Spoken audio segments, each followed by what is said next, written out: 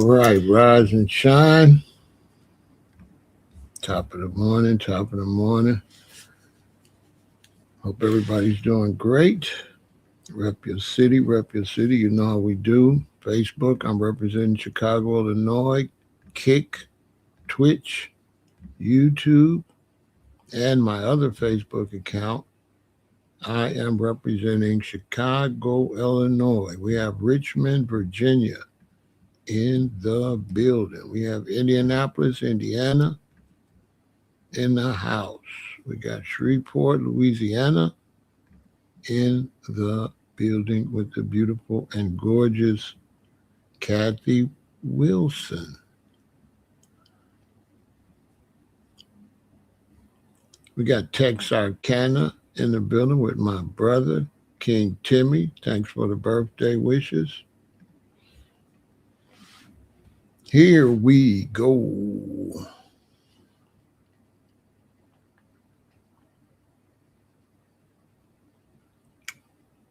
Here we go. Ilhan was illin at the State of the Union. They say it was the longest State of the Union in the history of the country, like almost 2 hours.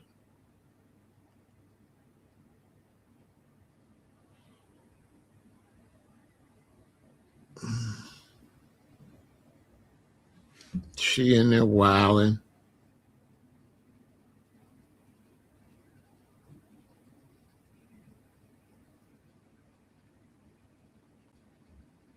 Definitely not a good look. Tacky.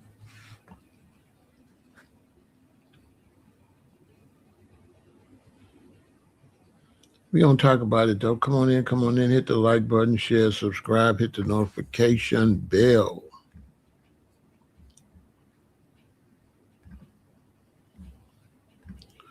And support the channel.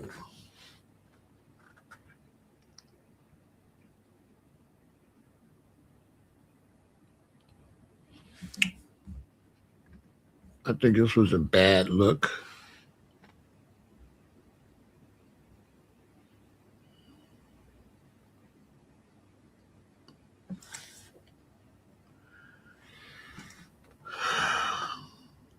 We got Fairburn, Georgia in the building. Hey, kitty, you know, we used to have cats when I was a little boy.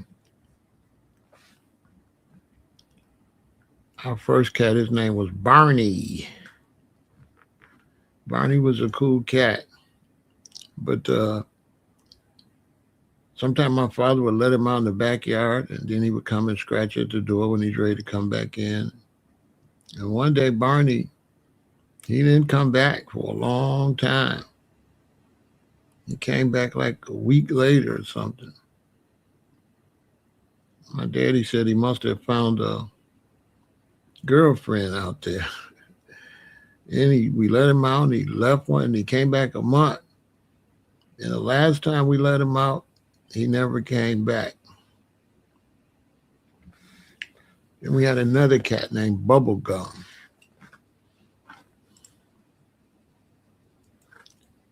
My youngest daughter has a cat. She loves that cat. Cats is cool. You get the best of both worlds when you got a cat. When you got a kitten, you know, it likes to run and play a lot. When it gets older, it just chills. So you get the playful and you get to chill.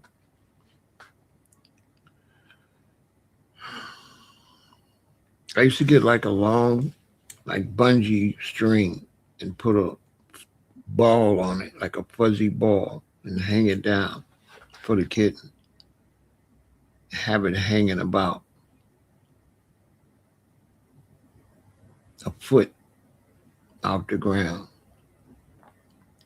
When the cat would grab the ball and it slipped out, it would bounce way in the air, and the cat would do like somersaults and all type of acrobatical tricks because the ball it was crazy. If you got a kitten and you want to see some amazing acrobatic tricks. Hang a ball from the ceiling on something that's bouncy, elastic, or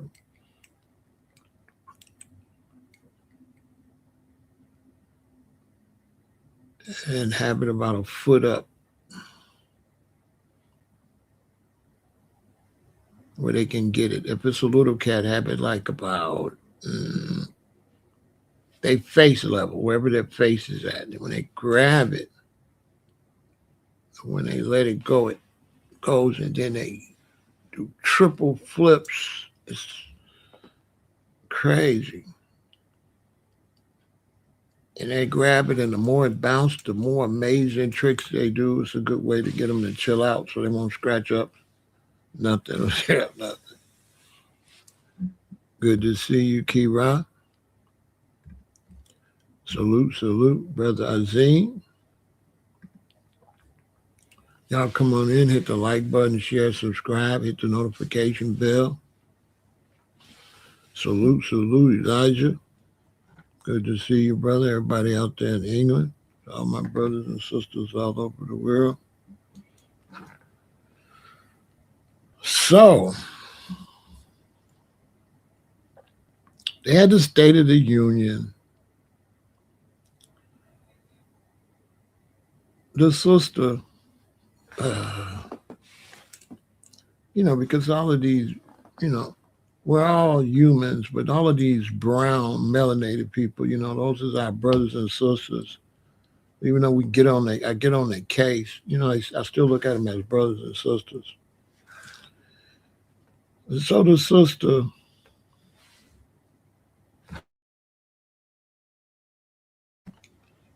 she made a horrible mistake. This was a bad mistake. Now, it's nothing out of the total ordinary, and we're going to get to that. But by her being an East African, right, and her doing this, now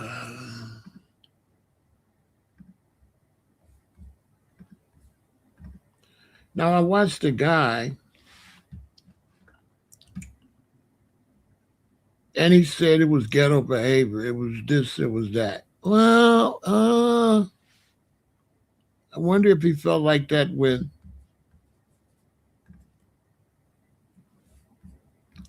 Republican Joe did it. Where was all that attitude when Republican Joe screamed at Barack Obama? I'm just saying, what's the difference in this and this? From my history, the man started it.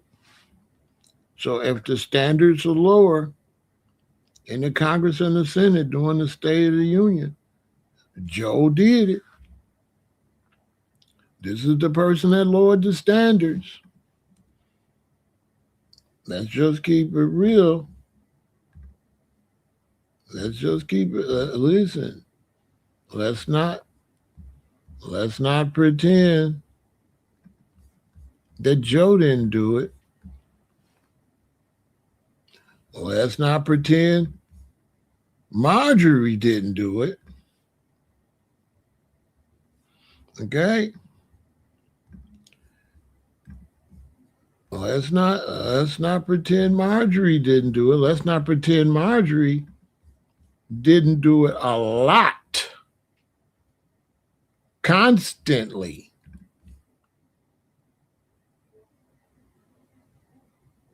With the Trump hat on. So that's, for the public record, you know how Big Pharaoh do. For public record, for historical purposes, okay? Let's not forget who started the disrespect and who lowered the standards of a politician. It wasn't that black woman from East Africa, okay? It wasn't her. It wasn't her. It was him. It was Tim, Republican Representative Tim. That's who.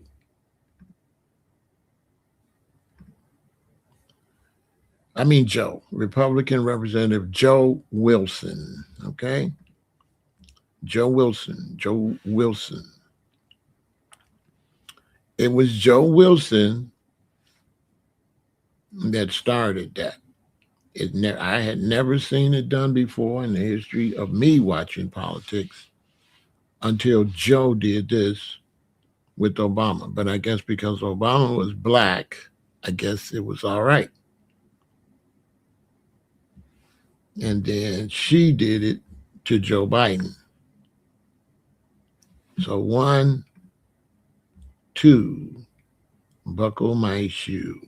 Okay? So we're not going to blame the East African woman for lowering the standards, because you usually blame whoever did it first, which was Republican Representative Joe Wilson is the one that lowered the standards, okay? All right? Which it was fine to lower the standards because he was screaming at the first black president. So it was all right. You can see both men sitting on side of him agreed with it. You can see the look on their faces. They enjoyed it.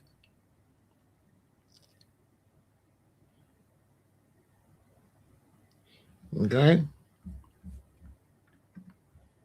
For public record, you know how I do. We're not going to forget them. Okay? Okay? We're not going to do that. All right? Yeah, we're not going to do that. But she shouldn't have did this though. Yeah, she tripping. She shouldn't have did that. You know, because they just represent the state,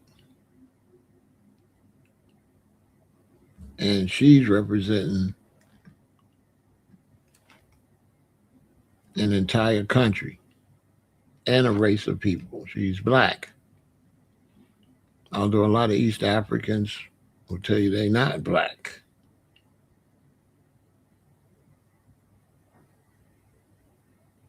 You know what I mean?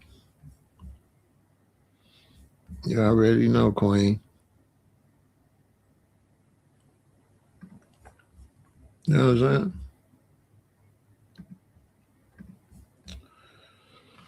On my soul. But I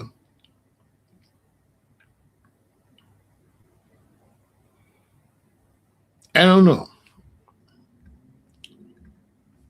She definitely got to get kicked out of office. I don't know why she's still in office. Ugh. I don't know. I do not know why that woman is still in office. She got to go. Got to go. Because it was obviously some type of effort to flood Minneapolis and Minnesota with illegal migrants. That's what I call them. To flood these Somalians into that area. And all of a sudden, it's a bunch of fraud, right? All of a sudden, there's a bunch of fraud. And the crazy thing about it is the governor is mighty suspicious. You cannot tell me that the governor did not know. Either way, you want to do it. If the governor knows he's a crook, if the governor didn't know, he's incompetent because it was rapid, it was everywhere.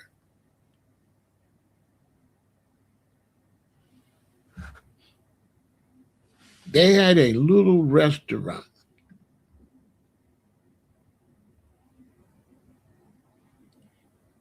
Right? That holds like 38 people. And they gave the Somalians money. The Somalians were saying out of that restaurant, that holds 38 people, they serve 6,000 dinners a day. Can you? Well, you can't make this up. They said they serve 6,000 people a day, and it's a little bitty restaurant. It's a little bitty restaurant that only holds like 38 people, 36 or 38 people. They said they serve 6,000 a day. Just scamming, scamming, scamming, scamming, scamming, just scamming. And sending like billions of dollars back to East Africa,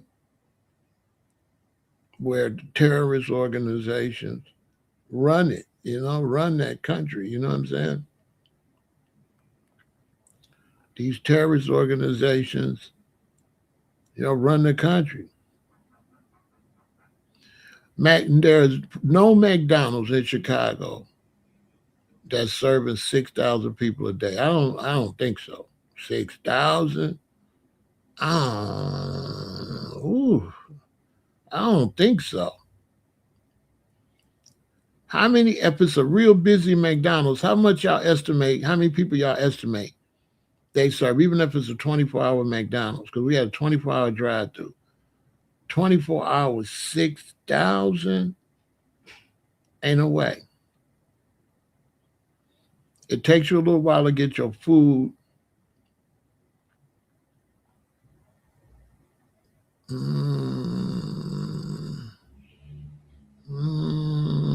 It don't be no long line in a drive-through. So let me see, like 15 minutes. 15 minutes they probably serve. Right, 15 minutes they probably serve how many? Yeah, 15 minutes. They ain't serving no more than 10 people in 15 minutes. You know what I mean? Oh, it said 1,500 to 16. Thanks, G-Rock. Yeah, 6,000. That's 9 days, 8 days of McDonald's.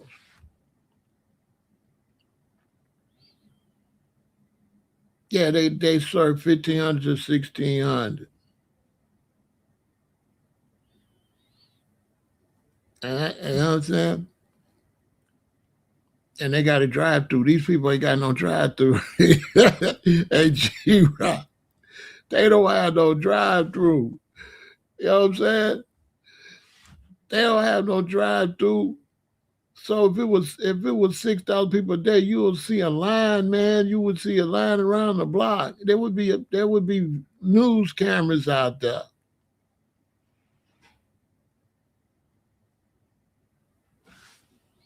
See, they came with that. They came with that third world country scamming.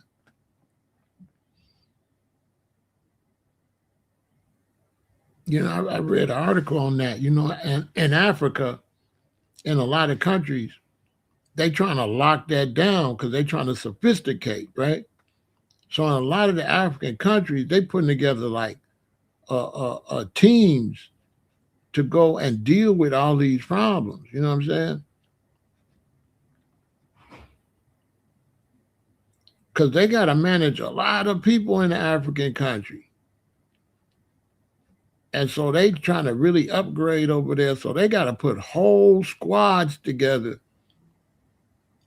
And they can't really find enough people because they got so many already in the military. They can't pull them out the military. They're trying to find other people to deal with the scamming. India too. The scamming is crazy in India.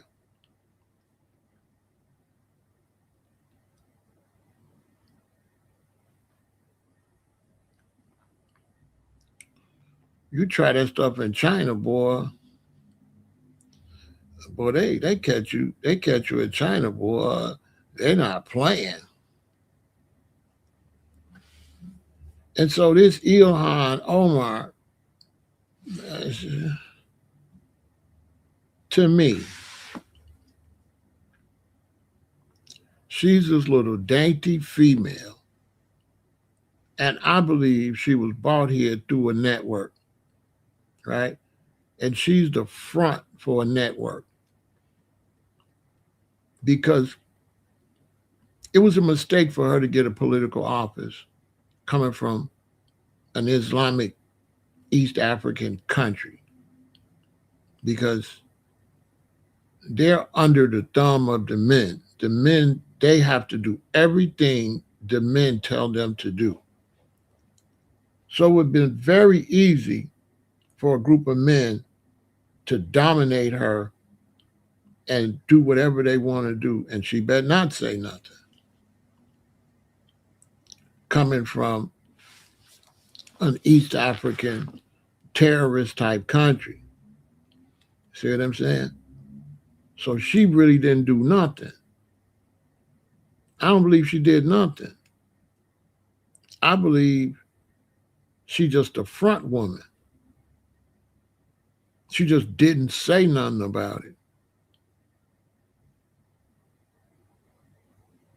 But saying something about it, her life would have been in danger. She wouldn't have been able to walk around there.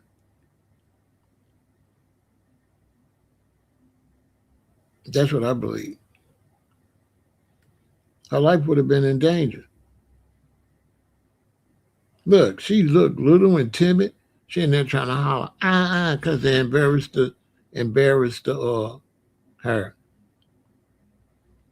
Yeah, I looked that up. It's allegedly, they can't prove it yet.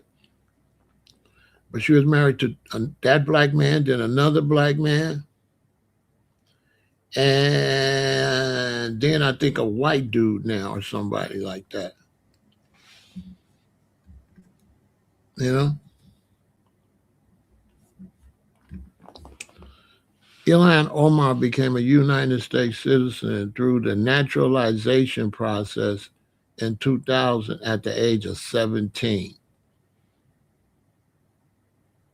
Her path to citizenship followed several legal stages. Refugee status. After fleeing the Somali civil war and living in Kenya refugee camp for 4 years, Omar and her family were granted refugee status and arrived in the United States in 1995. Asylum and residency. The family was granted asylum upon arrival, which allowed them to become lawful permanent residents. Neutralization. Following the standard legal requirement of 5 years of residency, Omar applied for and was granted U.S. citizenship in 2000. She has since served as a U.S. representative for Minnesota's 5th Congressional District, making her the first Somali American and one of the first Muslim women elected to Congress. Now, the first thing is, why did America let these people in the country like that? Because America doesn't do anything for free.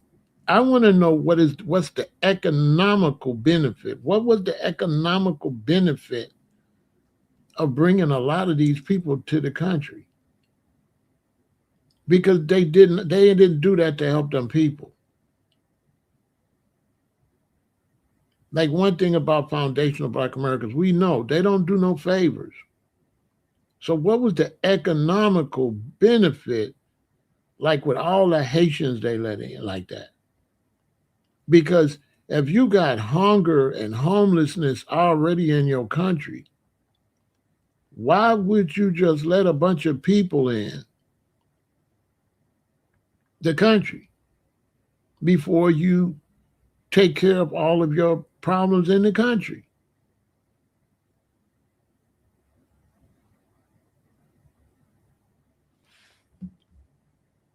I would agree 100%, Willis. It had to be a war against Black Americans to cut our power source.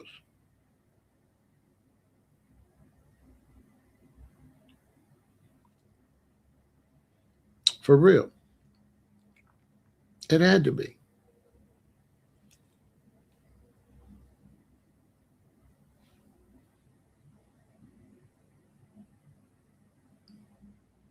Because there has to be some type of social construct to make sure that the Africans don't deal with us. Okay? So you say they bought them over because they was doctors. Why were they separated from the black doctors? Why there's no alliance there? Why are why are they anti-black American? Which they are, typically. Not every one of them,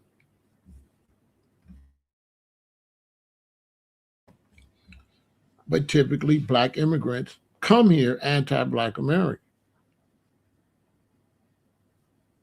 That's done by design.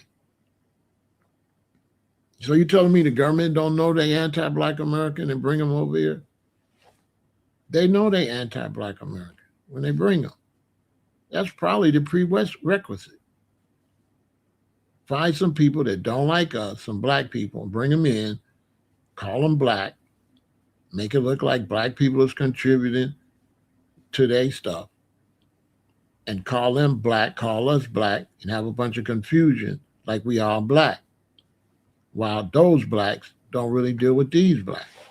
This is the main reason we had to change our identity because of foreign blacks coming in, cosplaying us, getting benefits, taking our tax dollars. Because if you come here from Africa, you ain't got no damn tax dollars. So where you get money from? Whose money is it? Now, if black Americans is paying all these taxes and we ain't seeing no benefit from our taxes, that means there's money just sitting there. So you're going to take that money and give it to immigrants? So you're going to take our tax dollars. You're going to use the white tax dollars for the politicians to get rich and for white Americans. And you're going to use the black tax dollars to bring in other blacks and give them our money. Because where they get the money from? Where the money come from to ship your ass over here from Africa, from Haiti? That's our money. And let our neighborhoods go raggedy. Don't put no taxes back into our neighborhoods. Put the taxes into foreign blacks. They can come and open stores, don't have to pay tax for 7 years. Open a store 7 years. After that 7 years, they can sign it over to their brother. Another free 7 years, another free 7. While we paying taxes up to Wu-Zang. They do it with the Asians, all of them. They bring these people over here, they get them free money. They can make money, don't have to pay no taxes.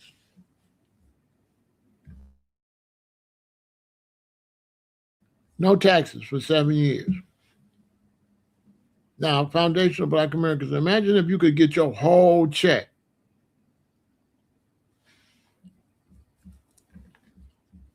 The CBC is full of tethers imported and selected wholesale to block Foundational Black Americans' culture and federal inheritance to find them some new pawns to garner federal dollars. I agree 100%.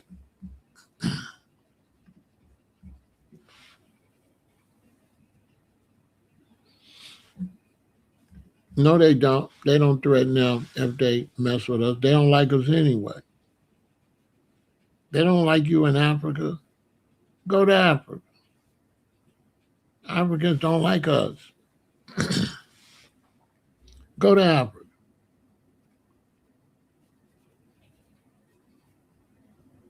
Africans don't like us. Since we've been on social media, you've seen all those black Americans go to Africa. And then after a while, you synced all the videos how they had to leave. They leave before they get there. It ended up, all them blacks went to Ghana. They're having a horrible experience over there. Because when you're a black American, go over there, all they see is dollars. And if you ain't got no money, they don't want to talk to you. Jamaica, too. I remember my sister and her husband went to Jamaica. They said it was horrible.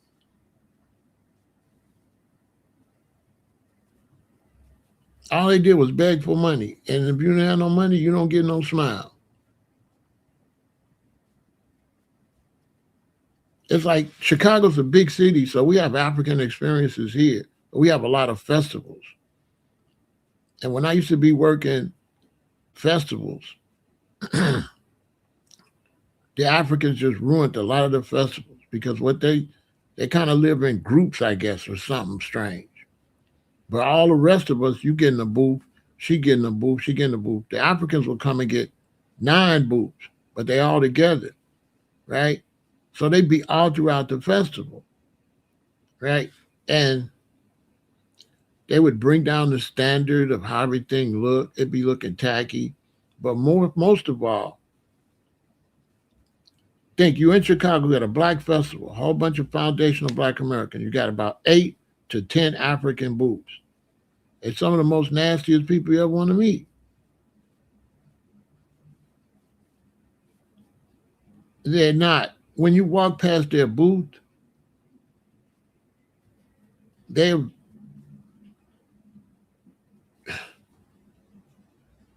totally non-responsive. They're not like all the other foundational black American booths, all friendly. The Africans is just sitting there. And the only time you can get a smile is if you walk up. If you walk up to the booth, then they'll jump up. They'll change their aura, right? When they're trying to sell you something. And the crazy thing about them, as soon as they see you're not going to buy nothing, they turn right back cold, right while they standing there. If they show you a couple of things and you don't buy it, they basically get away from my booth. I'm telling you.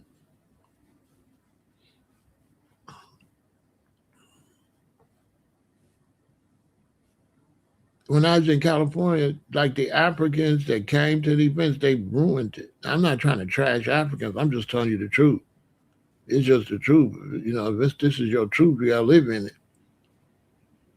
And they would come to the reggae show with just a whole bunch of like bootleg reggae shirts where I guess some African is printing them.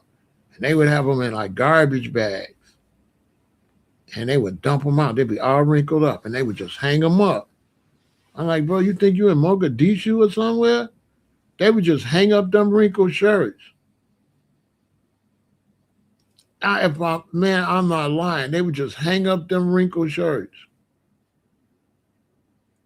And so now they got all these wrinkled up Bob Marley shirts. They began to hurt my merchandise. My stuff folded nice and neat, but they really just ruined the image of Bob Marley and a reggae shirt. They bought the same thing I was telling you about business when with 50 Cent, not doing verses, the same thing. Once you do a lower standard, you can't get the price no more.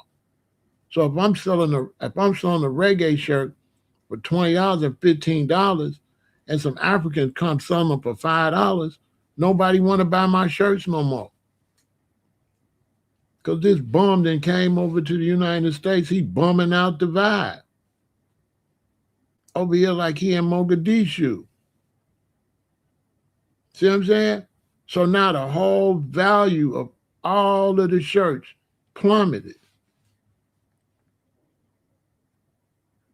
And the people throwing the festival was bogus because they don't care. As long as they selling them 10 booths, they got their money. So that's why I stopped going to the festivals.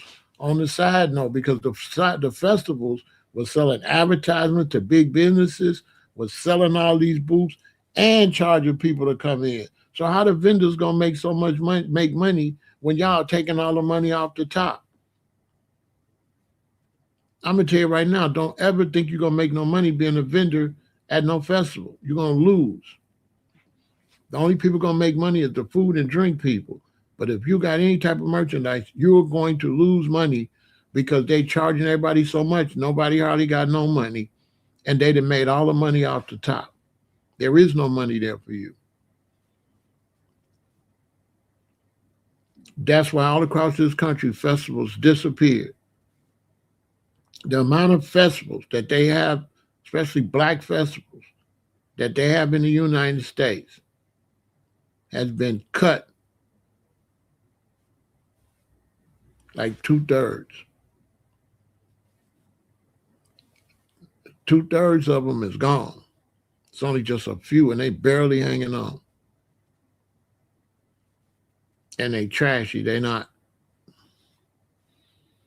They taking money from companies. They got a booth giving away Bank of America pens and giving away free stuff. That's the other thing they did. They bought in these big corporations and they giving away free stuff. They paid a lot for their booth. So who gonna buy? Who gonna buy something? Everybody gonna say, "Is these free? Is these free?" Why would you charge vendors and give away free stuff? Have companies come and give away free stuff? Crazy. And charge people to come in. So there's no money there for us to make. That's why I stopped vending.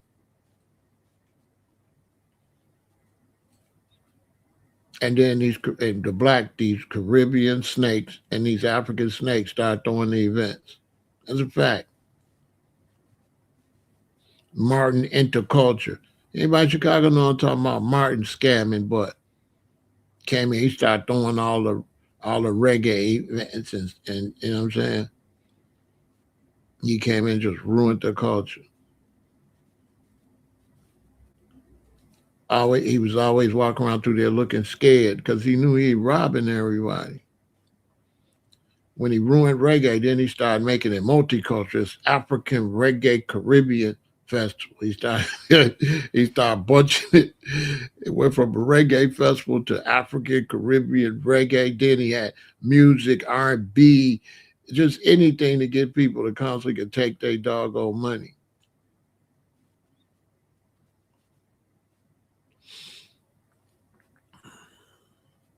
Same scam going on. And this woman, she came under here under refugee status. So now when you look at this situation, federal prosecutors and officials have estimated that fraud involved in Minnesota state and federal social service program, with a large number of defendants of Somali descent implicated, ranges between $1 billion and $9 billion. This widespread fraud, which escalated significantly during the COVID-19 pandemic, has been described as industrial scale, with allegations include the misuse of funds for child nutrition, housing stability, and Medicaid services. This because white America wanted to try to bring in a buffer zone over us, and then brought in some people that robbed white America. Because God don't like ugly. And so white America's so racist towards us, don't want to do nothing for us, don't want to give us our reparations. But you'll bring over a whole bunch of Haitians and Africans. You find money for that. And you bought over some people that came and scammed your whole state. That's the truth of the story. Because that money they're giving them, that's our money. That's supposed to be our money to build up our community, to make our situation better. We the ones built this country. Ain't no damn African that came over or no Haitian ain't built nothing over here. the people that built this country been here since the 1700s, and you breeded us like cattle and chickens and made us work. I tell my children, I taught them that slavery was bred. They bred slaves. Don't let nobody tell you they didn't bring no slaves from Africa. They did bring people from Africa, but they bred slaves. They ain't got to keep going to Africa. Once they get you over here, they just make you have babies. After 10, 15 years, how many babies is that? Them babies start having babies. And the babies start having babies. If you look at how long slavery was, how many people could you breed in that long period of time? All the way till the Emancipation Proclamation. How many years is that?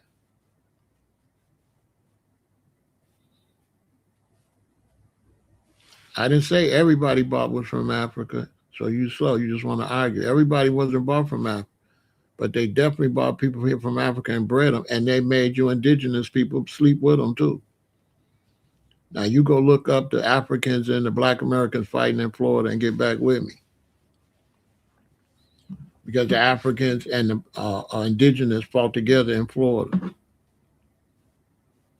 So when you say we're indigenous, that's absolutely wrong because everybody slept with everybody. So you're 100% incorrect. When these foundational Black Americans try to say what they are, they don't know what they are because they don't know who slept with who. Unless you know who slept with who, you don't know what your bloodline is. The idea that Blacks that was over here didn't sleep with Blacks that came here is a lie. Y'all had babies together. You are not no pure indigenous. Now you want to put up $1,000? You put up $1,000, get your DNA. It's going to come back Irish. It's going to come back some European. It's going to come back some African. And it's going to come back some indigenous. Now put $1,000 up. Put $1,000 up and go do your DNA. Put $1,000 up. Any indigenous, put $1,000 up. You're going to have African DNA. That's a challenge to all the indigenous that be running their mouth. Put $1,000 up. Put $1,000 up. Big Pharaoh got $1,000 right now. Put $1,000 up. Put $1,000 up.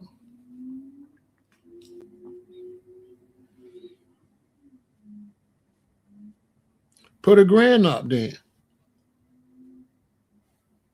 Because you don't even know your great-great-grandmother. You don't know her. Put $1,000 up. You just talking. You don't even know all your father and mother's people. You cannot trace your father or your mother's people back 4 generations. Put $1,000 up. Put $1,000 up. You don't know your great-great-great-grandfather or your great on neither side. Put $1,000 up. Listen, she ain't got to tell me nothing. She don't know what she talking about. If you look at her picture, she definitely got European blood. She got white blood. Whatever her last name was, that's who been up in her family. So if her last name was Johnson, whatever her last name was, they been up in your family. Our last name was Stewart. How the hell we indigenous? Why our name was Stewart? So no Stewart slept with us? Your name Johnson, right? Your name Johnson, right? Right? Your name Richardson. Where you get them names from? She just talking. Foundational Black Americans do not have indigenous last names. Not a one of them. Listen, baby, go play. Go somewhere. Go somewhere. I ain't got time to talk to you. You don't know what the hell you're talking about. I know you. I know you. I know everything about you. You do not have no indigenous last name. Come back tomorrow. All y'all Blacks talking indigenous. What's your last name? Because whatever your last name is, that's who was sleeping with them women in your family. She don't know what the hell she talking about. She indigenous, but she trying to straighten her hair like Barbie, just talking. She ain't even trying to carry herself indigenous. She trying to look white. You understand? Trump is in office because black people don't run nothing. That's why. Trump is in office because they run it. Because the Congress is Republican and the Senate is Republican. And the Supreme Court is all Republican, except 3 people. So that's why he's in there. Man, listen, your last name, Richardson, Johnson, Smith. What's your name? How you indigenous? Why you ain't got an indigenous name?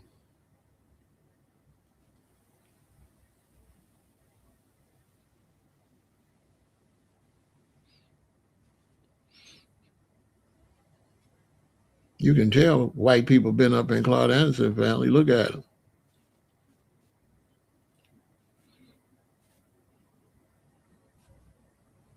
I'm just saying. You ain't got no doggone indigenous name. You're talking stupid.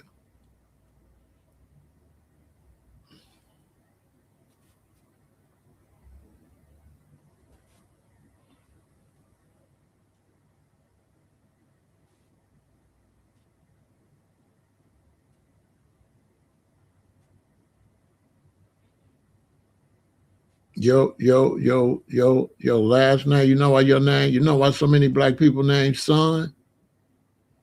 Because you was on. You don't even want this. You don't even want this word. Your name's not Richardson. Your name is Richard's son. Your name's not Johnson. Your name is John's son. Your name is David's son. You was their property. Your name was Anders' son. Son. That's why so many black people name got son in it. Because you was on. You got a white man first name. Your last name is a white man's first name, Stephen. That's a first name. You Stephen's son.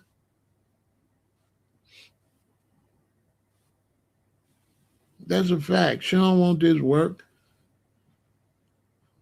Talking about she indigenous, but trying to look like a European lady. Talking about she indigenous and straightening her hair and all that. Why you ain't got no indigenous hairstyle? Girl, you don't shut your ass up. You ain't no indigenous. You a wannabe white lady. You know what I'm saying? Get the hell up out of here. You ain't even proud of your natural hair, but you proud to be indigenous and you fight your natural hair. Girl, if you don't shut your ass up, this big Pharaoh over here, come holler at me. I'll get your hair back nappy. That's it. Yeah, I help her nap her hair back up. You know what I'm saying? Yeah. Put a little black in her. You know what I'm saying? Get a game right. You know what I'm saying? Come holler at me, boo boo. I love you. I love you. You know what I'm saying? About we indigenous with a whole bunch of slave names. And then they say the indigenous wasn't slave, but you got your name, all your names is slave names. Ain't nobody last name Pocahontas. You know what I'm saying?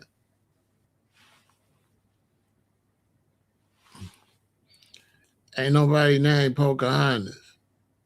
I get it though. You don't want to claim.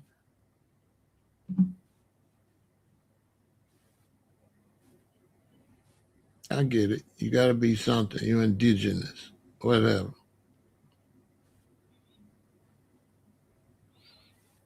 You some start with an I. Ignorant. You're ignorant. You know? Yeah, we indigenous. We indigenous. We don't got no African blood. Put up a grand. She said she got the grant. I ain't got it. Well, put it up. DM me and put it up. I lowered the price, thinking that your ass is broke.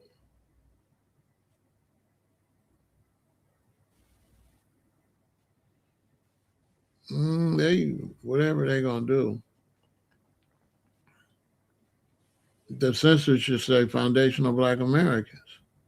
That covers all that.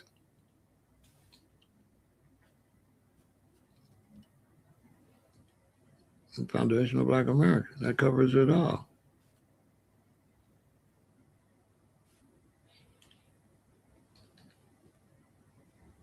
But nobody wants to be African, including uh, Sudanese and Somalians. They're gonna tell you they're not Africans too. They put a bad, they showed the African with a bone in his nose, right? And all that. So people were like, no, I ain't got no African, you know. When really the continent is not really, it's really Alkebulan. So you're really a Alkebulanian, probably. But we just say Africa so you know the place. But no, they, you know what I'm saying?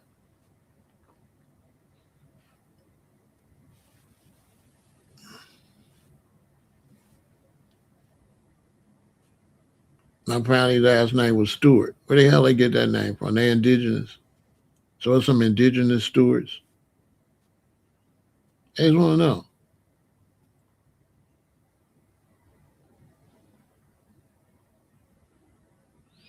There's some indigenous people named Stewart. And you telling me where we get the name Stewart from? That's Irish, right? That means the Irish owners, right? And they own them women and they ain't running up in them.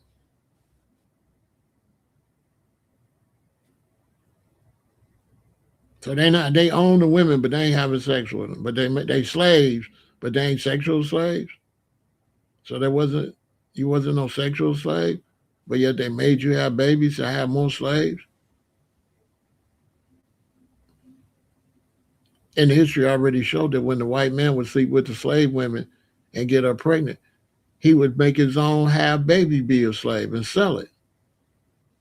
Yes, when the slave owners would get a black woman pregnant, they would sell that baby too. Because they had the one drop theory. One drop of black blood and you are N word. Period.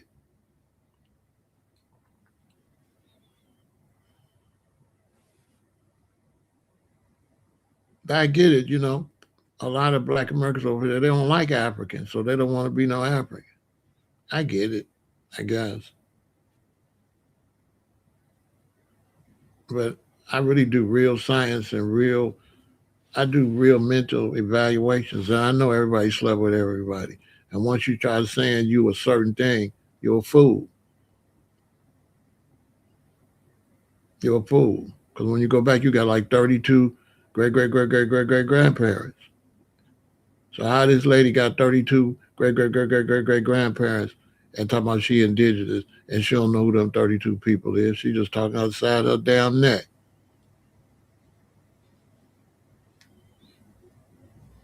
You lucky. You got 4 grandparents. Do you know your 8 great grandparents? Do you know your 16 great great great grandparents? How the hell you indigenous? You don't even know who them people is. Let's just keep it real. You don't know who slept with who. I always remember this, young black people. When it comes to lineage, I always think about sex. And I always remember, you don't know who slept with who. When it comes to coochie, and then you don't know who slept with who. Stop trying to fool yourself and think that you can answer who everybody slept with in your lineage. You sound like a fool. That lady trying to tell me that all 32 of her great great great great great grandparents was indigenous. Who believe that?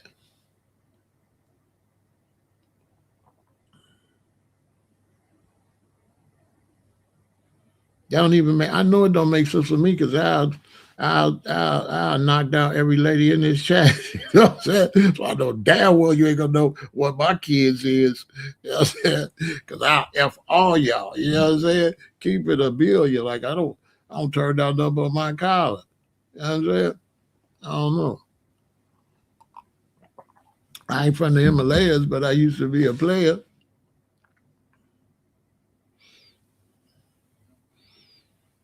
She was all right. You know what I'm saying? She was all right. You know what I mean?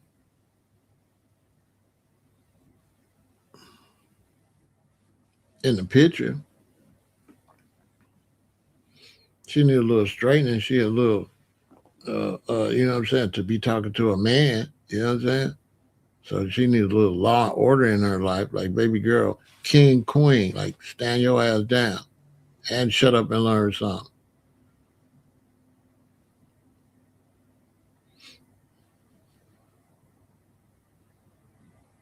She ain't even indigenous. She just talking. That lady don't know what the hell she is. Don't you know that lady would have told us her DNA? She would have been like, I had my DNA test and it was all indigenous. It ain't a black person in here that's got one kind of people in their DNA. Come on, man. My daughter took her DNA and it's not indigenous, okay? It's all over the place. Her DNA came back Egypt, Ethiopia, some country in Europe, and some other places. But the most DNA was from Egypt and Ethiopia. Facts. Most black people over here come from Egypt. Most of these black people over here is Egyptians, Ethiopians, and Hebrew Israelites. No, I'm gonna go do it.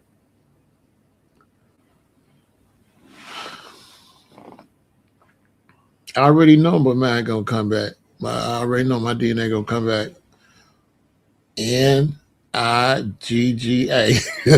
already know what I am. I don't really care that about that. I know I'm everything. You know what I'm saying? I get looked down on in West Africa. You know what I'm saying?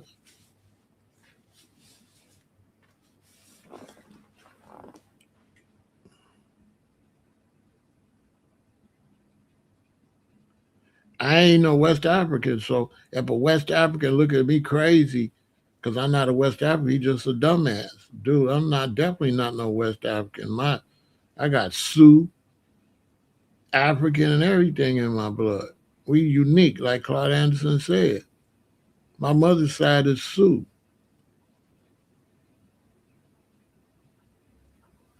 but my great mother grandmother's Sioux.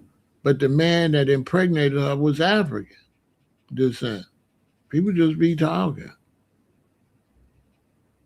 So black men wasn't running up in Native American women. White men was running up in Native American women. If you go watch any cowboy picture, you will see cowboys grab squaws and take them to town in the saloon and grape them. You know that the white man was sleeping with these indigenous women. Or what, are we stupid? What, that's what we doing? So white people came over and took this country and they didn't sleep with the indigenous women once they overpowered the men. So once they beat the men in war, they didn't sleep with their women. Who believe that? Don't nobody want to really debate me because I don't do fake debate. I keep it a billion. I do common sense. It's common sense. The first thing a man do when he conquer you is he take your women. It's the first thing they do, and they breed your women.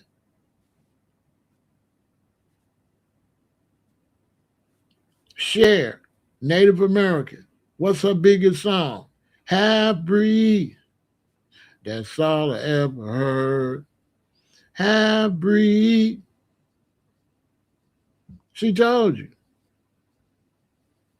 She ain't no pure. She ain't no wasn't no pure Native American. They called her half breed.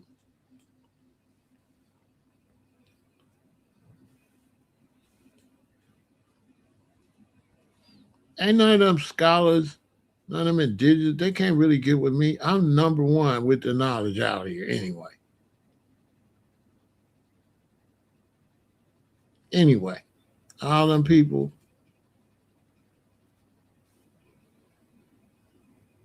They ain't me. The difference between a lot of these scholars and stuff, they read a lot of books, but they ain't got no common sense. You really want to have knowledge, you got to have common sense. If you got common sense, you can figure out everything. I got common sense.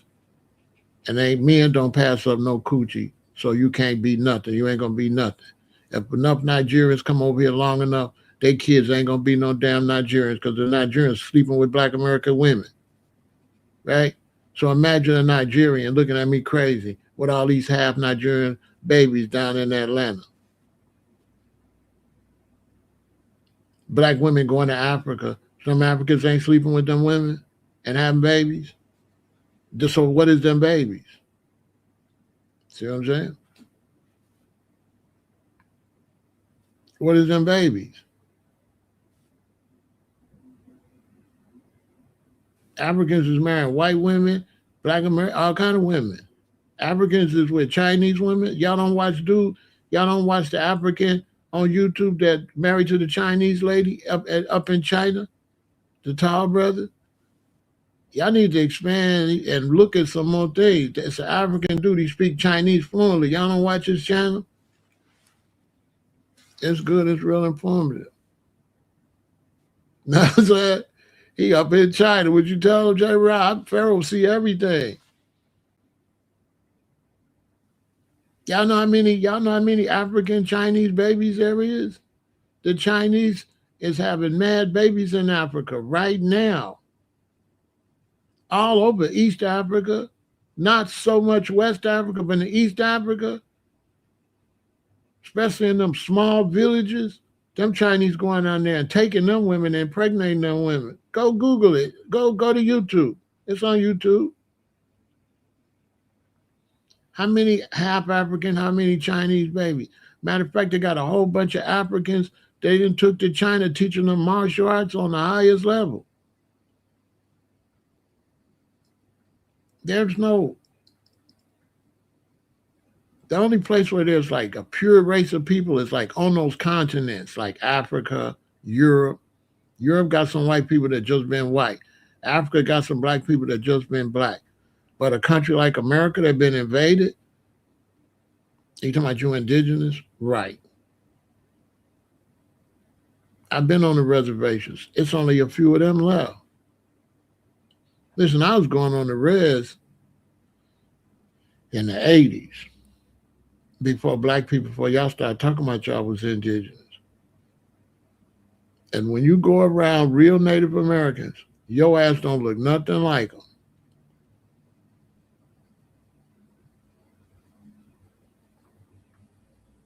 But whatever.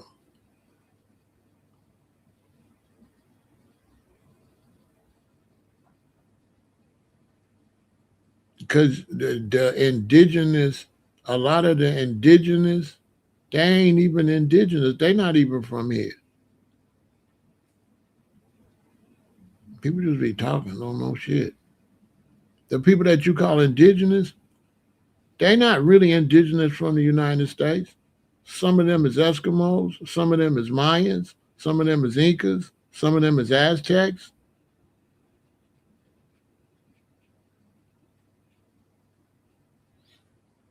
My grandma, yeah, she's Sioux, but her husband was black. That's why I keep trying to tell people. My grandfather was black and Sioux.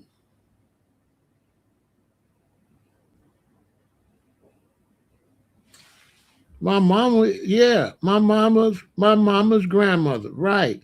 But what about my daddy? See, this is where the weird stuff come in at. This is where it get weird. Know what I'm saying? Because you can't look at my mama and say what I am. I got a daddy too. And my daddy not Sioux. My daddy not Sioux. I'm not my mama's baby by herself. I'm not Sioux. My daddy not Sioux. But with these weirdos nowadays, they'll see my mama Sioux and say I'm Native American. I'm not no damn Native American. I'm a mixture.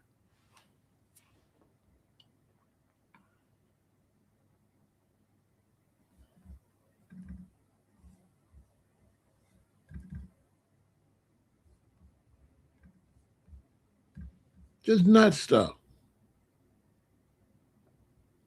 Crazy. Look at my mama and look at my daddy. They look like they from the same people. They look the same. Yes or no? My mama's grandmama was Sue. Do my daddy look like he got the same bloodline as my mama? Yes or no? Put it in the chat. They look like they the same people. Put it in the chat. You can see my mama's Native American and black. Look at my daddy.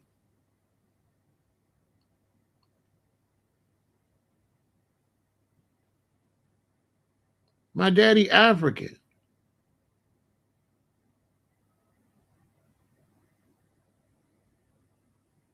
And there was white people in my daddy family.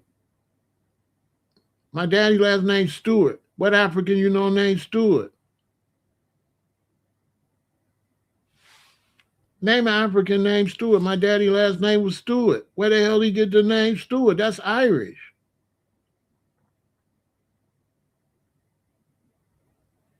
But these weirdos will see my mama and see my grandmama was Sue and say I'm Sue. You want to try to teach y'all.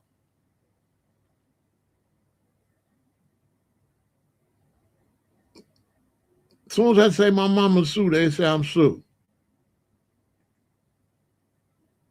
You know what I'm saying? I'm trying to teach y'all something so y'all don't get caught up in that. You mixed. Everybody been sleeping with everybody. Let it go. Just keep it real. Keep it on the streets. Everybody been sleeping with everybody. Stop fooling yourself that somebody just been sleeping with the same person in the United States for years. You understand? And then if you say Liberia, that's ridiculous. My daddy got two parents. My daddy got 4 grandparents. My daddy got 8 great-great-grandparents. My daddy got 16 great-great-great-grandparents. My daddy got 13 great-great-great-great-great-grandparents. You don't know who the hell them people is. Okay? You don't know who it is. Count back. Count back. 2 parents, 4 grandparents. Keep going back. And when you get to 32, tell me you know all 32 of them what the hell they was.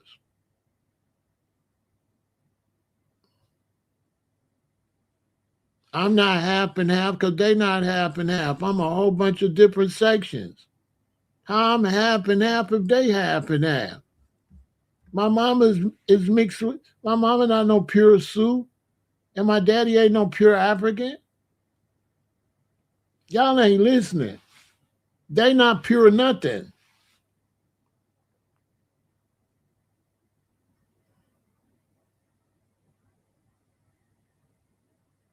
They not pure.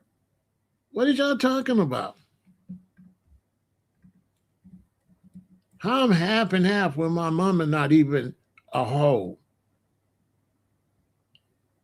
Unbelievable.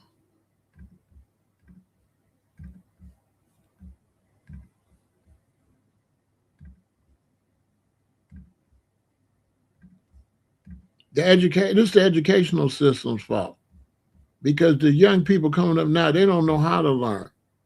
The schools they went to, they dumb as a rock. They don't teach them no analytical thinking or nothing no more. They don't teach them nothing. Because anybody who would sit and just use some analytical thinking would figure this out. Would know that you don't know who slept with who. We're going to get back to the conversation. Let me show you this. This is my great-grandmother. My great-grandmother is a Sioux. She had my grandfather. Who did she sleep with to have my grandfather? Because you can't say my grandfather is her. You'd have to know my grandfather's daddy too, right? Right? So yes, she's Sioux. This is my grandfather's mother, my mother's daddy's mother. Who did she sleep with to have my mother's daddy? Who impregnated her?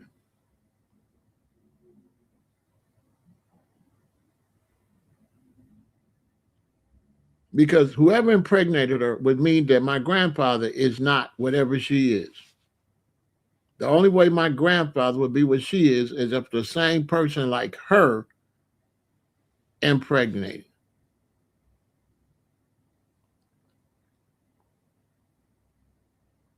which didn't happen.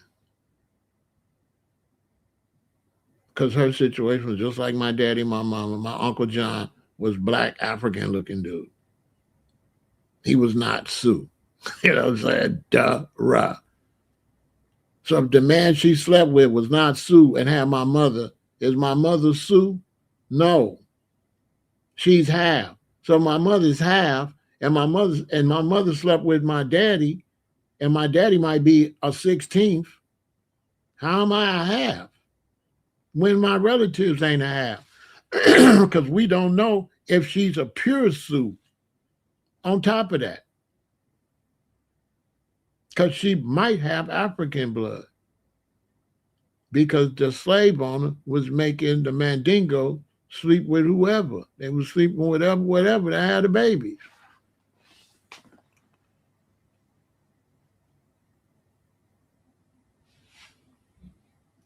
So when you see these dudes talking about they're indigenous, if they can't show you 32 relatives back, tell them to shut up. If they can't show you everybody in their family and who they slept with, they just talking. Like that lady came over here. She don't know her 32 great, great, great, great, great, great, great, great. She don't know who them people is. She just talking. There was some Mandingos, yeah. But there was all kind of people. And when they used to send them to the slave plantations, they made sure they didn't send the same type of Africans to the same slave plantation. Right? So look, let me give you some game. I can prove to you there's a bunch of Africans in here, right? Because guess what? That great rebellion they had down south where the Africans almost, where the slaves almost got free, them was Africans. Yes, do your history. People talking about them was indigenous. No. There was a great rebellion where the slaves almost got free, and those was Africans, where they made a mistake and they sent too many Africans from the same tribe and they was communicating. Look it up. Look it up. Them was not no indigenous, nothing. Them was Africans. And they used to make sure they didn't send too many people from the same tribe to the same area. They did the same with the Native American slaves. Yeah, dude tell you indigenous like he wasn't no slave. Because they want to say they're indigenous because they want to pretend that the white man didn't have Native American slaves. The black Native Americans were slaves. Facts. And the only people who avoided slaves was the five great nations, they call them, and they was white. The white Indians.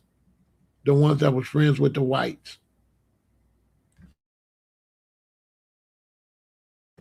That's a fact. They call them the five great nations. Them the white ones. The rest of them was black.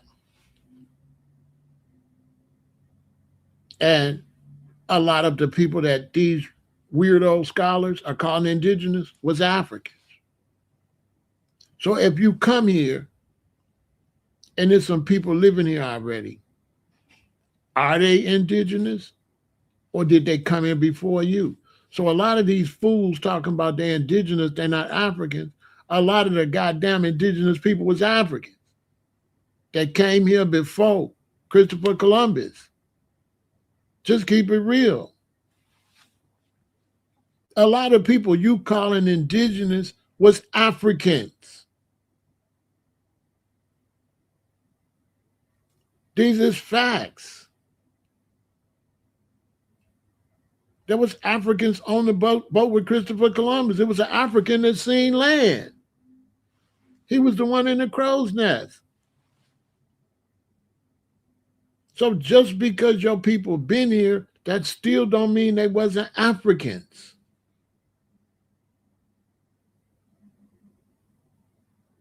There was Africans all over South and Central America and the Americas.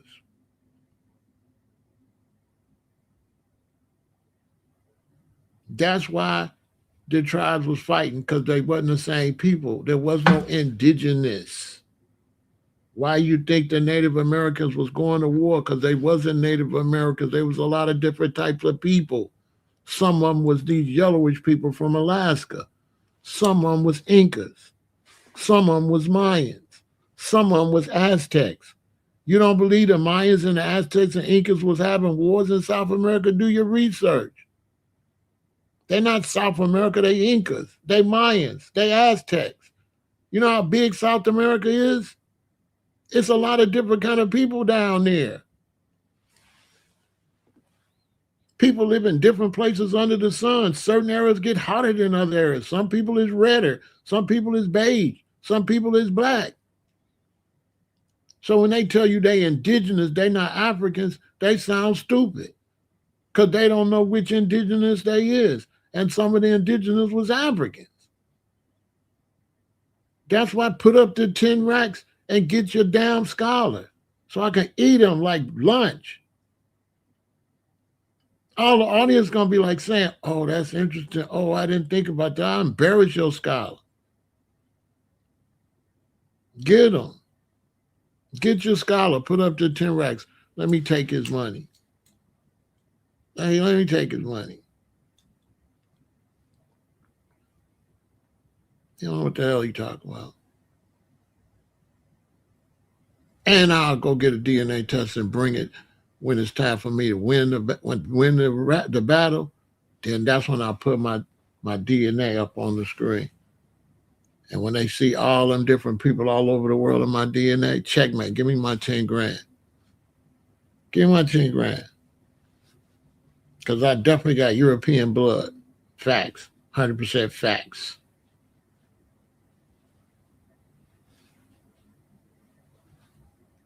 And your family is not named Johnson because y'all indigenous.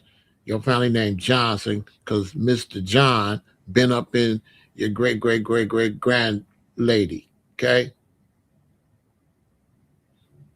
You understand? Don't ever in your life think you was in this country and you ain't got no white blood. You definitely got white blood. You got European DNA. If you've been in this country from slavery, you got European DNA. Get the hell out of here.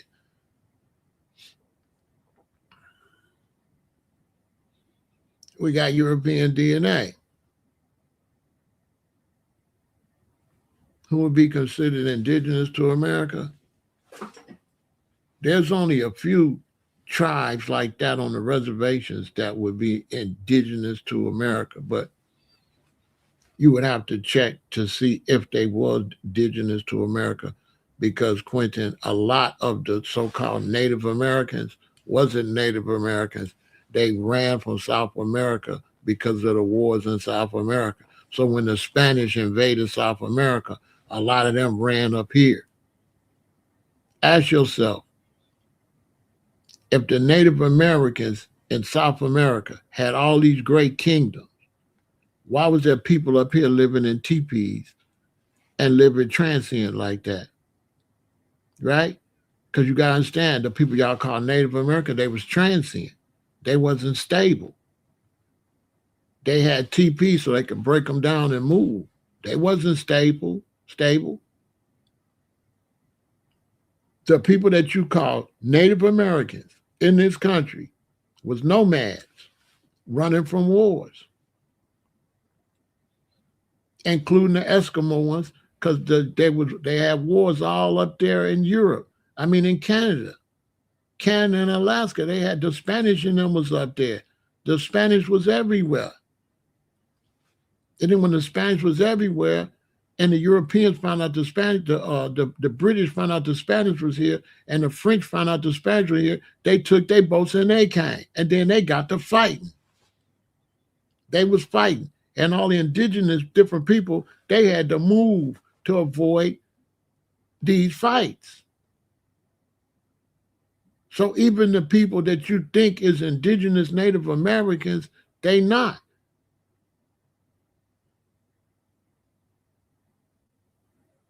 Right? They not.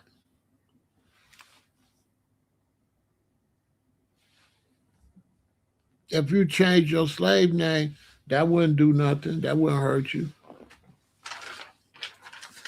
That wouldn't hurt you.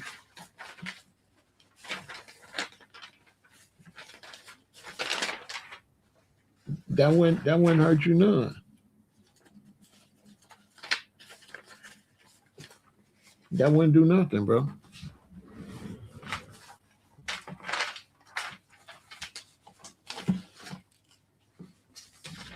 Hold on.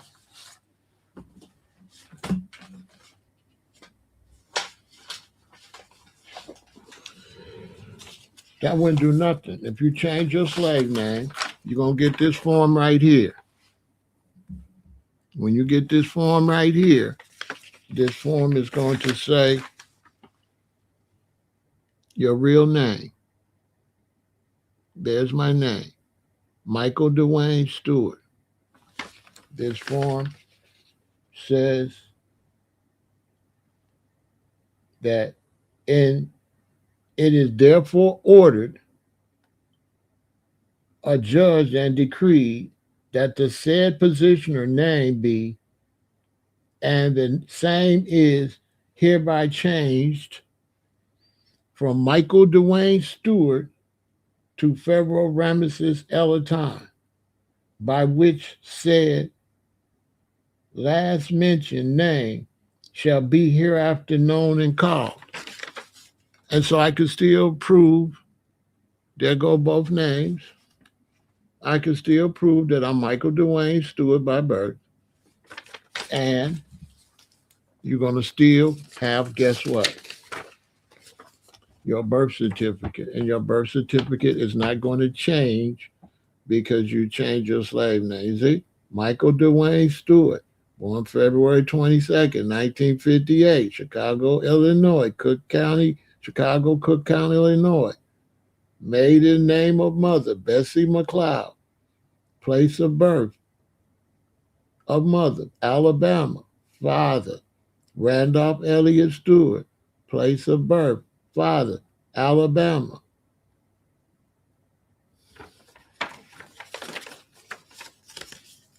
You understand? So, Michael, now, you change your slave name.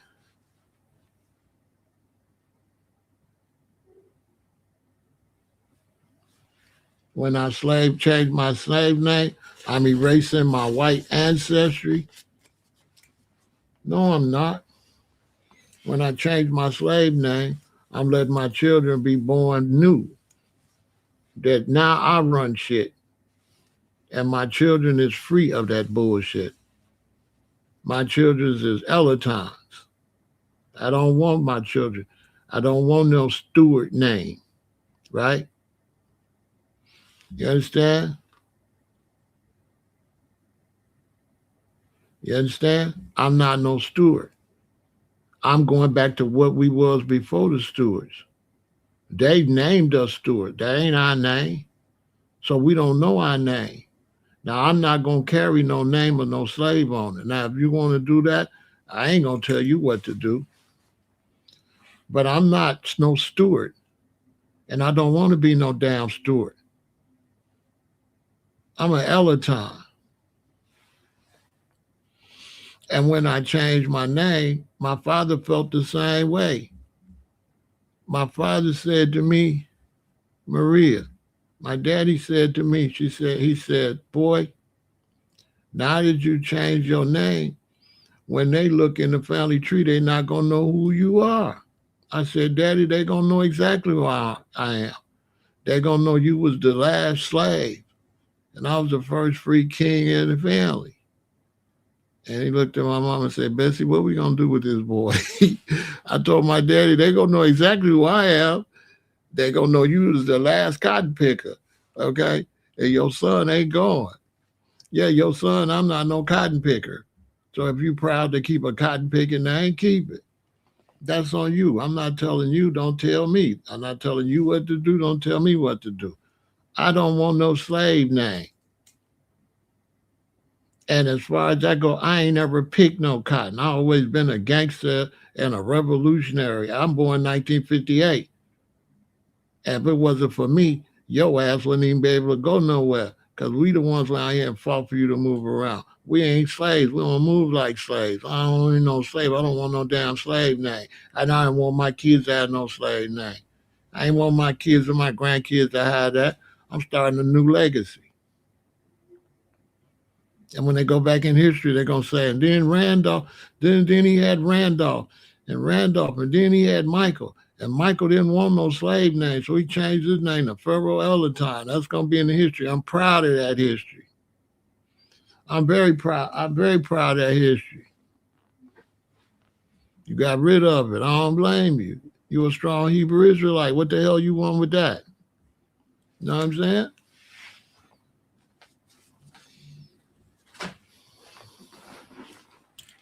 But I see what you're saying, Queen. You say it's a part of me, but it's a part of me I ain't proud of. I had a crack house too. So what? I should be proud of that. I ain't proud of that either. There's a lot of shit that would happen I'm not proud of. No, I ain't. I don't want that name. I ain't want it. If you can keep yours. And yeah, if slavery is a part of me and being a revolutionary is a part of me too. What about that part? Yeah, what about that part? What about that part where I started growing dreadlocks way back in 1978 and went vegan? What about that part? Shouldn't I promote that part? Shouldn't I promote that I went vegan? Yep, you know what I'm saying? You see what I'm saying, sweetheart? I went vegan. I've been growing, my dreads is probably older than you. How old is you? Because my dread's 40 years old. His last name was Drump. Yeah, they change their names all the time to build a new legacy. You know what I'm saying? But I did this when I was a baby. You see what I'm saying? Hold on. You know what I'm saying, Maria? Like I was a baby. What year is this? This 1981. I was a baby. What? 58, 68, 78? Say 9, 80, 81. I wasn't up at 23 years old. I was a baby. I was just 23 years old. Yeah, my dread's 40 years old. Facts.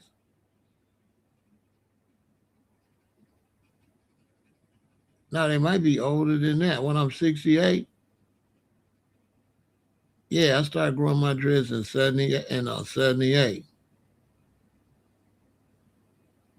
88, 98, 2008, 2018, 2000. Yeah. Yeah, I changed it when I was a baby. But you know why? You know why I did though, Queen? You know why I did? Because when I was a little boy, right? When I was a little boy, I used to watch basketball a lot. And I like boxing. And Muhammad Ali changed his name from Cassius Clay. See, when we first started watching him fight, his name was Cassius Clay.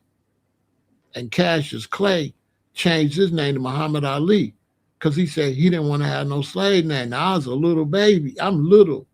So this is influencing me because I'm in grade school. And my hero, Cassius Clay, told me he didn't want no slave name. See what I'm saying? For y'all to know. So that affected me. Because I'm a baby. I'm like, I don't know. Okay. Somebody let me know what year did Muhammad Ali change his name? Somebody search it. So I'm a baby. Boom. Then I'm watching basketball. They got a dude named Lou Alcindor. And Lou Alcindor changed his name to Kareem Abdul-Jabbar. So I'm like, wow. So now when I started getting 18, 19, reading Malcolm X did it.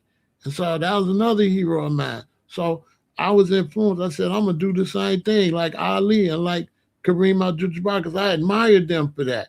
Imagine them changing their name in like the 60s and rejecting white supremacy. 1964, right? So 1964, I'm 6 years old. 58, 59, 60, 61, 62, 63. I'm 6 years old. And I see him change his name. I'm 6. Think about that influence. I'm a baby. This is why you got to be careful what you do around the youth. So I'm a baby, and Ali is my hero. And that stick in my head. He didn't want no slave name. He didn't want to be Clay. He didn't want to be Cassius Clay.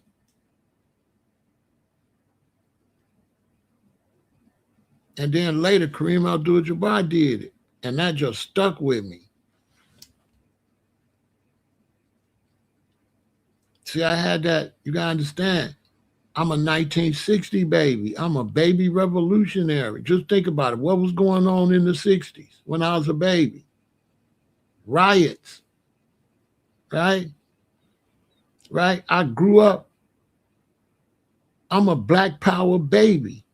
Listen, if I'm 6 in 1964, what's that? What's the movement? Black Power, right? Right? When the Black Power movement started in 1960, I'm 2 years old. I was born Black Power. That's all I know. So think about it. By the time I'm in high school, listen, I'm a little boy. I'm talking about say it loud. I'm Black and I'm proud.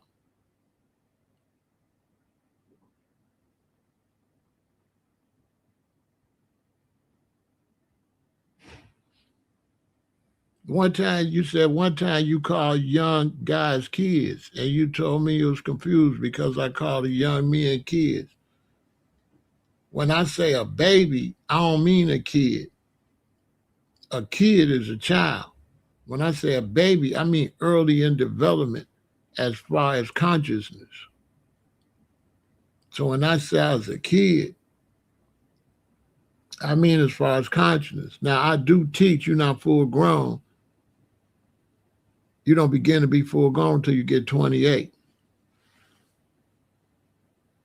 But I was a baby. I don't like the word kid because kids is goats. So anytime I hear kids, I don't like kids. I try not to use it, but sometimes I make a mistake and use it too. But I was grown though. I was grown. I was a grown, but I was a baby in development as far as being grown, right? So when I use the term baby, that means early in development as an adult. You know what I'm saying? Because I grew up, I grew up in like 8th grade. So in 8th grade, I started smoking weed as soon as I got out of 6th grade. So I was drinking and smoking weed before I got to the 7th grade. And I was wearing tailor-made clothes and stuff like that. You know what I'm saying? So when I say I was a baby, I be talking about it in senses of development. But then when I be talking to young men, I don't like to call them kids or nothing like that because I want them to be early in development too. Because even though I was a baby in terms of being an adult, like a baby adult. You know what I'm saying? I was, but when I seen Muhammad Ali, I really was a baby. I was 6 years old.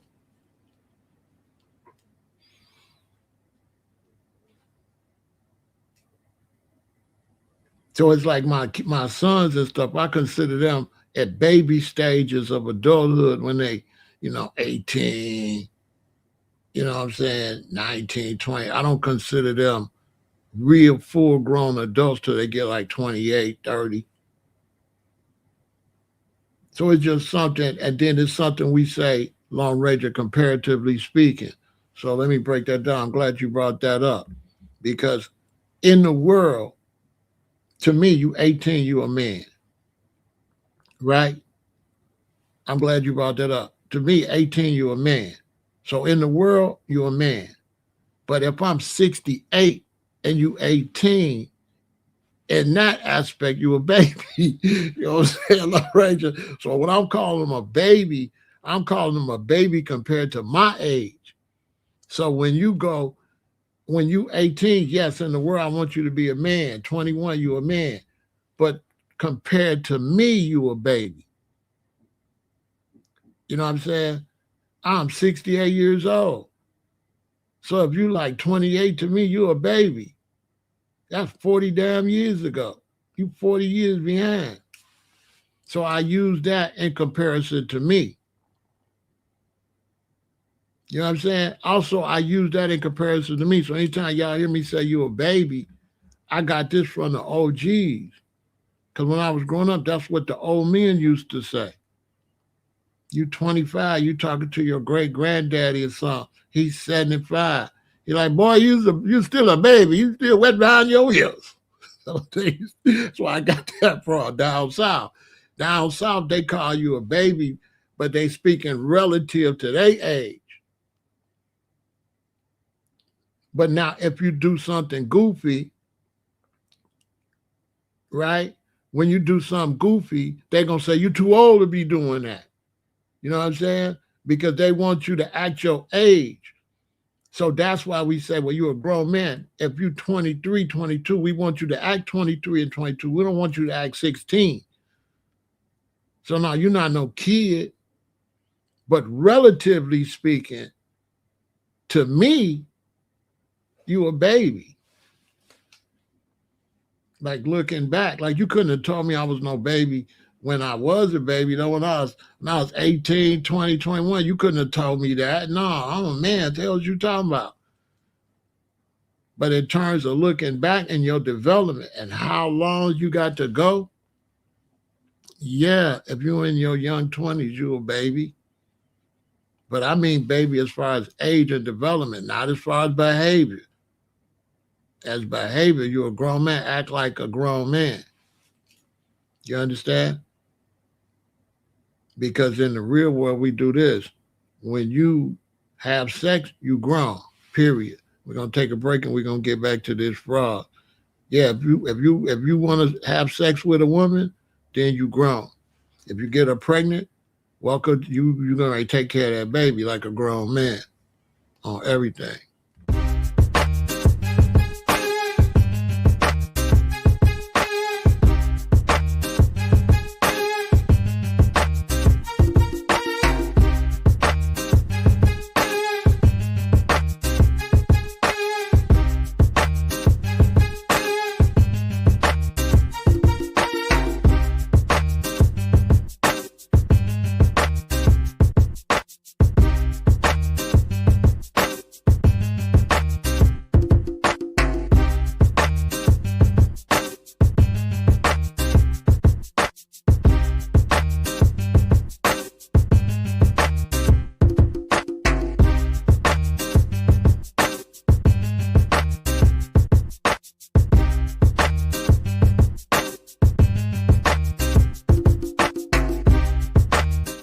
Now, for people that's watch me tuned in, yes, I will get off subject for the benefit of my viewers or the people in the chat, but we will get back to what we was talking about. Now, we was talking about this lady,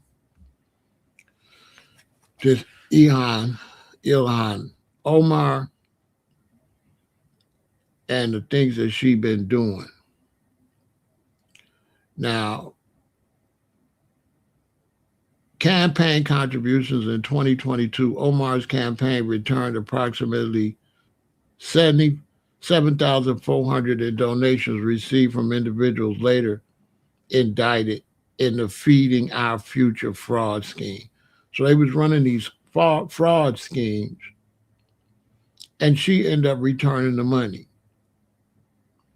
Associates linked to fraud, a former campaign worker, pleaded guilty in August 2025 to running a fake food site that defrauded federal programs of millions.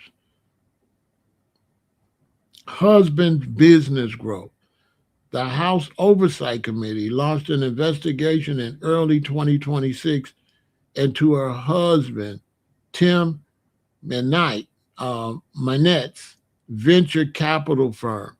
Republican lawmakers are examining how the firm's reported value jumped from roughly 51,000 in 2023 to 30 million in 2024 to determine if any links exist to the border fraud network.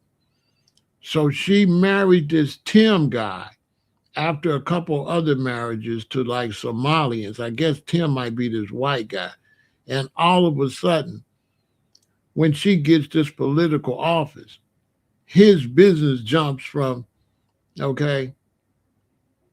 51,000 to 30 million. DOJ inquiries recent reports indicate the Department of Justice initiated a probe into Omar's finances during the Biden administration. However, that specific inquiry reportedly stalled due to the lack of evidence. So for sure, she got in there with scamming. She got in there and got that job and she was scamming. And this is allegedly to me. There is no way. There is absolutely no way in a Somalian community in Minneapolis where all of a sudden you see all these fancy cars from some migrants with no businesses in that city that would have that money, right? So there's nowhere in that city where she got that money. There's no way they can make all that money. So you're driving in Lamborghinis and Bentleys and all of this around there. Now, these are Somalis. And if you know anything about these immigrants, there's no way that Somalis in Minneapolis don't know what Somalis in Minneapolis is doing. There's no way they frauded all that money. And this Somalian lady does not know. That is impossible.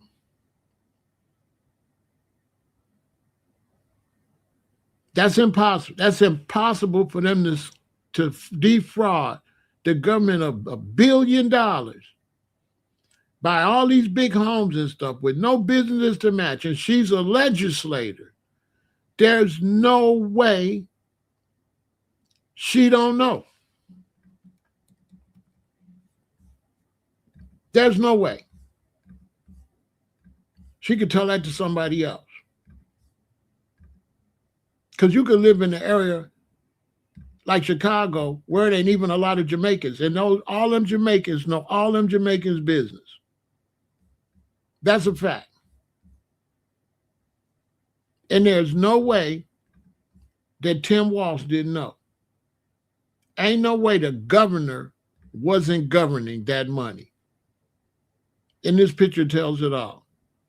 So you telling me the governor did not know that them people was there defrauding that state?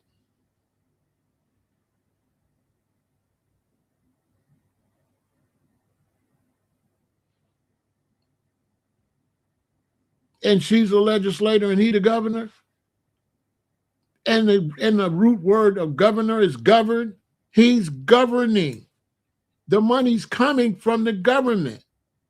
There's no way you can get that money without the governor and the legislators know you getting that money.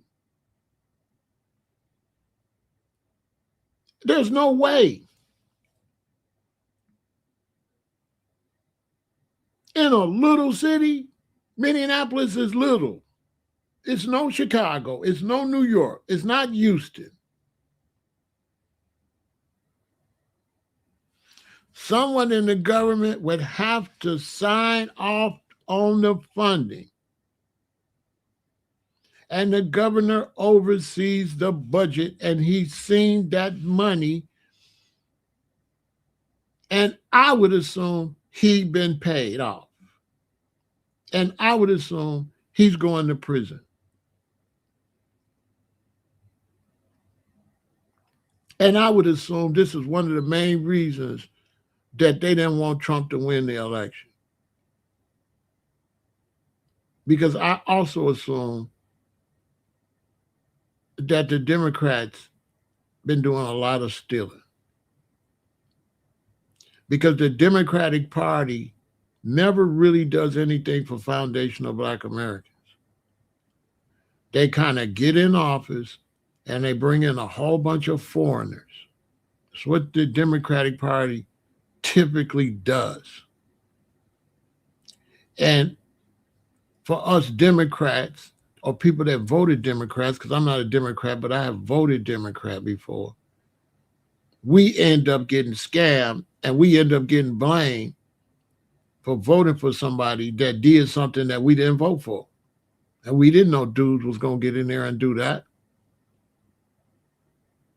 I would say the same for Republican voters. If you're a Republican voter and you vote for a Republican president and then he gets in there and do something stupid, how can I blame you? Americans got to stop blaming the voters.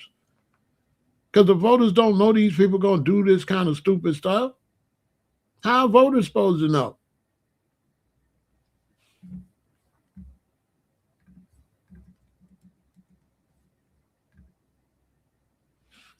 Donations returned. So Omar confirmed that her campaign received donations from individuals later charged in the Feeding Our Future scheme, but stated these funds would return, says YouTube. But she didn't call for them to be arrested. She just sent the money back. She ain't on the front line. She making excuses. But I believe she was in on it. Because under that Islamic culture in East Africa, she have to shut up and them men gonna run over her. Now I believe that. It ain't no way that them men that them Islamic Somali men was not telling her what to do based on their culture, even to the point of who she married might have been orchestrated. Because in their eyes, she's nothing but a prostitute. In the eyes of the Somali Islamic men in that state. She has to shut up and do what she's told. Investigation. While no direct link to the fraud has been proven, her finances and her husband's business, Rose Lake Capital, has faced scrutiny, according to the New York Times and YouTube. Subpoena efforts. In January 2026, Republican Nancy Mace moved to subpoena immigration records regarding Omar to investigate potential connections, a motion that was tabled according to the House government. They're going to get her. That's why she in there hollering and screaming. Okay? That's why she was in there hollering and screaming. Okay? Because her neck is on the line. Okay? That's why she was in there with that behavior. Okay? And this is what white America get. They should have been defrauded. They should have been robbed because they do anything except help foundational Black Americans. So Trump can shut the hell up, although it's not his fault, because they got in there under the Democratic Party. And the Democratic Party have always took our votes and helped everybody but us. It's just a fact. They took our votes and they helped everybody but us. And the reason that, and they say, well, why do black Americans keep voting for Democrats? Because the Republicans typically is racist. So we ain't let them stop playing stupid. We're not going to play stupid. We're not going to play stupid. You know doggone well why we slow to support the Republican Party. Because the Republican Party a lot of times be a bunch of rednecks and racists. Straight out in the open. We're not going to play crazy.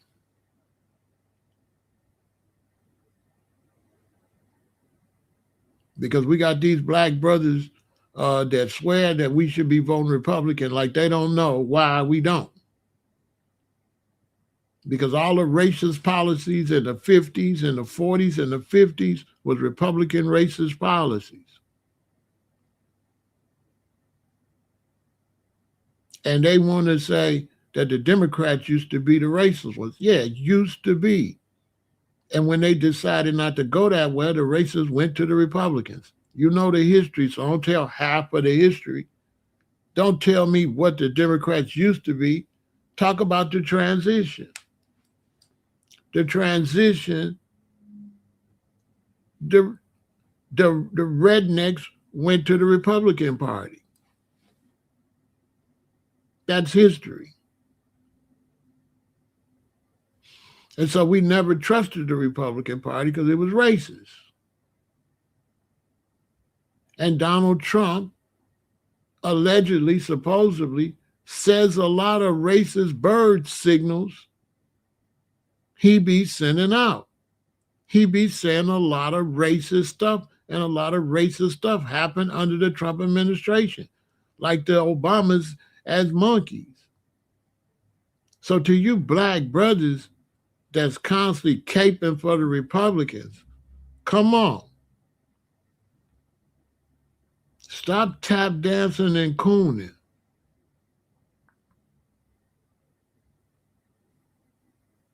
So black foundational black Americans, we stuck in the middle. That's why yesterday in my life, I said, we got to run for office. We got to just stop sitting back picking people. We got to get in there and pick our own self. You know, black Americans, we ain't playing the game right. We sitting back. We letting them present some people. We pick them. We need to be the people presented. They teach their children to be politicians. They teach their children to be lawyers, bankers, politicians. They push that. They push them into politics. They teach them early.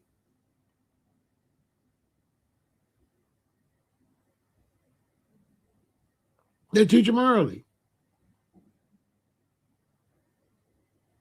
How young white Americans get in politics is when they're in college, they start working for a party. They become a part of the campaign. Because I got some white friends that do that, so they're younger than me. They probably are now and they're probably 40s. But I knew them when they was in their 30s, 20s, and stuff like that. And what they do is they work for a campaign when they're in college, when they're young. And they work for a campaign, and they do everything for the campaign. And they told me like this. They said, Pharaoh, if I work for a campaign for somebody that's running for Congress or for mayor, he said, if you're the tight-knit group that work for the campaign, when that person wins, they take you with them. So they said, if it's 12 of us and we work for the campaign to get this guy in office, when he get in office, he give us the jobs. Then we keep going to school taking political science and keep studying politics, and then we run for office. We run for office. I talk to everybody. I don't do race like that. So I talk to everybody. That's how I get knowledge like this. Right? So that's why I get knowledge like that, because I talk to everybody. And this is what these young white kids do. They'll work day and night for a campaign to get in office. Then when you get in office, they take them with them. And that's their first leg in the political game. So now you got a job as like his secretary or to help him get his press, but you get paid. You making money. You work for this governor or this senator or this mayor or even this president if you get a part of the campaign. But the downside is if you spend all this time in the campaign and they lose, he said you got to start all over again. This is a white dude that I know that did that to get into the money game. He said the bad side, bro, is if your candidate lose, you did all that work for nothing. It's over. He said sometimes they don't run again. So now you got to pick yourself up and you got to try to attach yourself to another campaign, which might take a little while. That's what he told me. But he said the reason you see people campaigning, because when the person wins, they win. You into the money. You instantly into the money. Because it puts you closer to the big money. So now you in and out of his office. Now he's in office.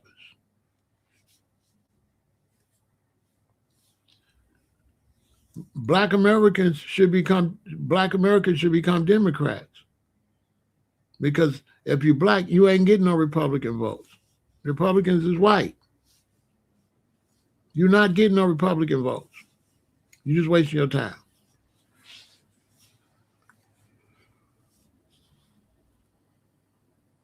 Look at the one, look, when Trump picked all of them people, he only picked one dude for HUD, one black person. Only one black person is in his whole cabinet.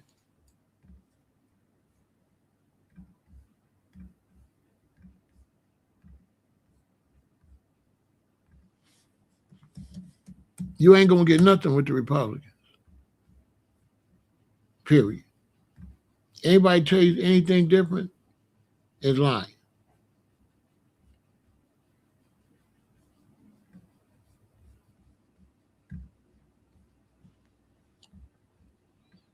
You're not getting nothing in the Republican Party. Trump, he plays both sides against the middle. So he's not a racist all the time, but he's a racist if necessary.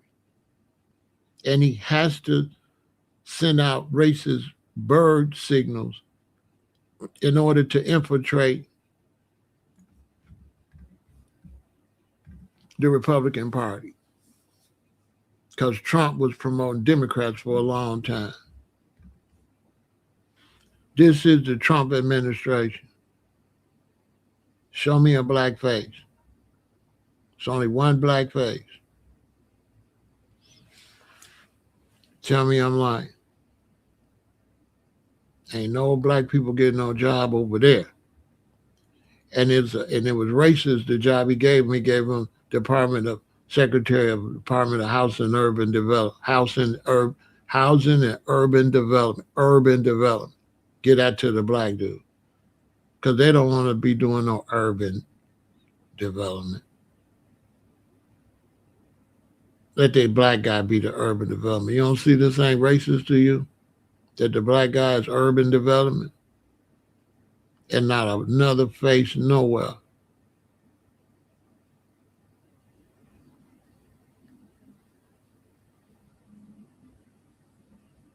There you go. I showed you why. This is the Republican Party.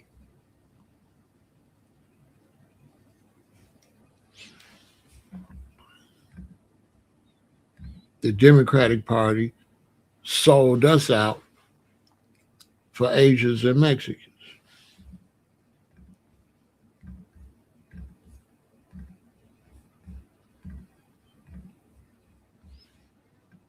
They sold us out for Asians and Mexicans. These is facts. I'm not pushing no racism. I'm just pushing the facts. The facts is the facts.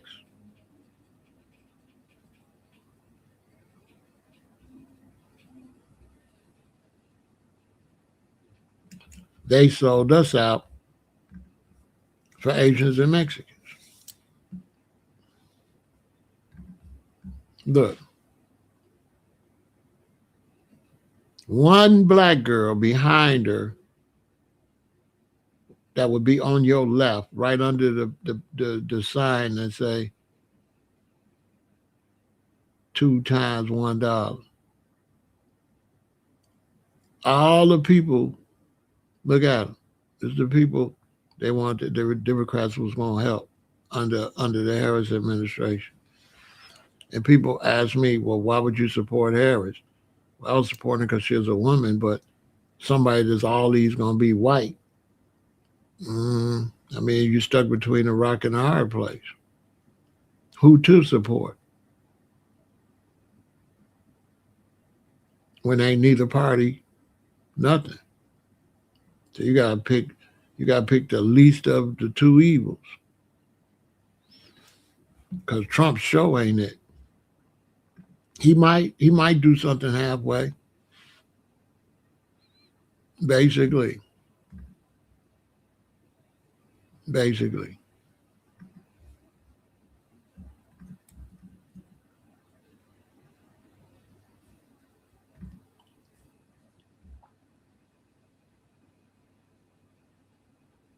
Exactly. That's what they are. You're 100% correct, Lady Lina. So here are the key details regarding the allegations. Total estimate fraud. While earlier, more confirmed cases totaled around 250 million to 300 million. Recent federal estimates suggest the broader fraud schemes could exceed $9 billion. $9 billion. Programs involved: Feeding Our Future, an estimated 250 million to 300 million was stolen through a nonprofit that claimed to provide meals to children, with 85 of 98 charged individuals identified as Somali Americans. No, Somalis in America. Okay, let's get that straight. Not Somali Americans, Somalis in America.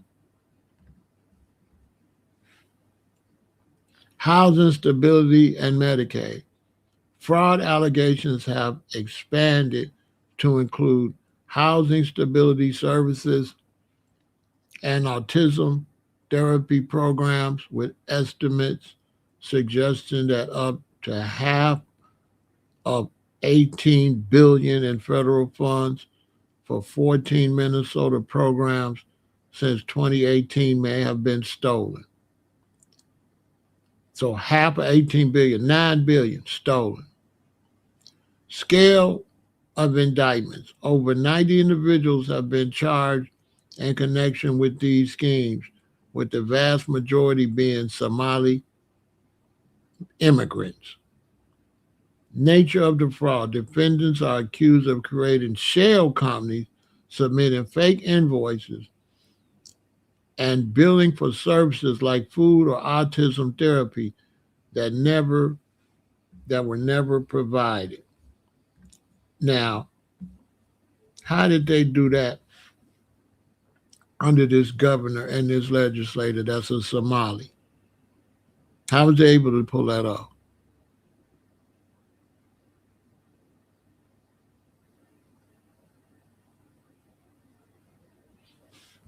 Yeah, they've been running nonprofit schemes for decades. You're 100% correct. Juicing the country dry.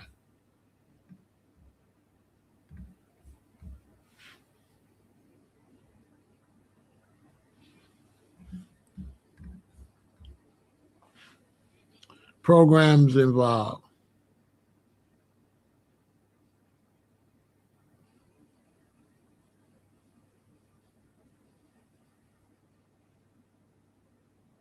Scale of indictments, over 90 individuals. Nature of the fraud. Defendants are accused of creating shell companies.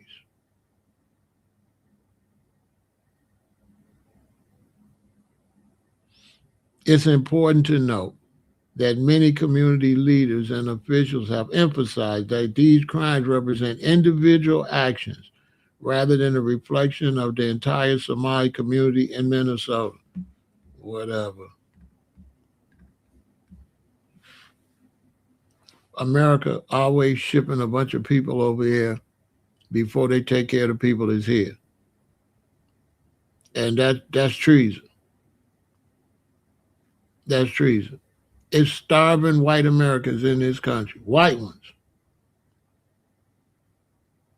in Mississippi, in Arkansas, in Tennessee, starving. They can't keep food in the pantries to feed the people that's struggling. Lots of white Americans don't even have jobs. Black Americans don't have jobs. But yet you let 1 billion Hispanics and Somalis and people from all over come into a country where you ain't even taking care of the Americans that have been here for decades.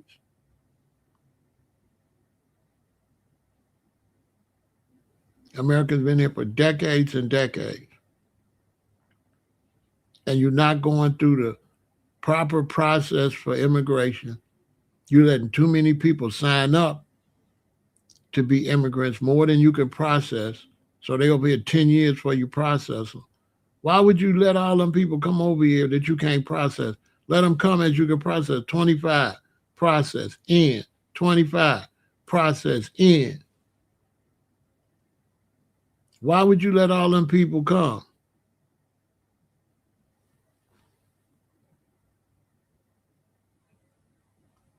Like that, before you take care. That's like I got a house. Me and my wife, we got 3 children. We could barely feed them. And we let 5 more children come live with us. And we feed them. But we don't feed the 3 we already got. We start feeding the other 5. We get them all type of stuff. We go buy them all. Our kids got a few clothes. We bring in 5 other people. We get them a whole bunch of clothes and food. But our 3 children still struggling. And you let people come that's only come here to eat off the country. And when you need them, now you want my son, you want our sons to go to war. You ain't gonna make them people go to war. They're gonna run back out the country. They're gonna run back to Venezuela. They're gonna run back to Mexico. Because the Mexicans is some of the worst. Every time you look up Mexican Independence Day, they block all our streets in Chicago. They got all these Mexican flags. They love Mexico, but they in Chicago. Why you don't stay your ass in Mexico? Now they're not checking for disease.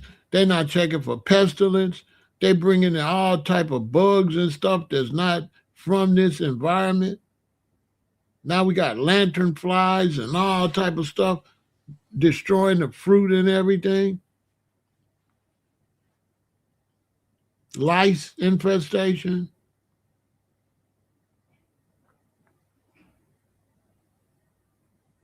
We didn't have lice like that. We didn't have lice like that. We didn't have bed bugs like that. America never had all these bed bugs.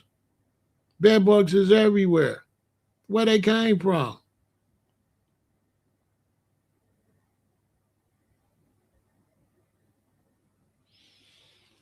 One time my son was little. They sent him home from school and they said it was a lice outbreak in the classroom. So check his head. Now, I don't think he had them, but I went and got some lice shampoo anyway. I was living in Harvey. This is how I figured everything out.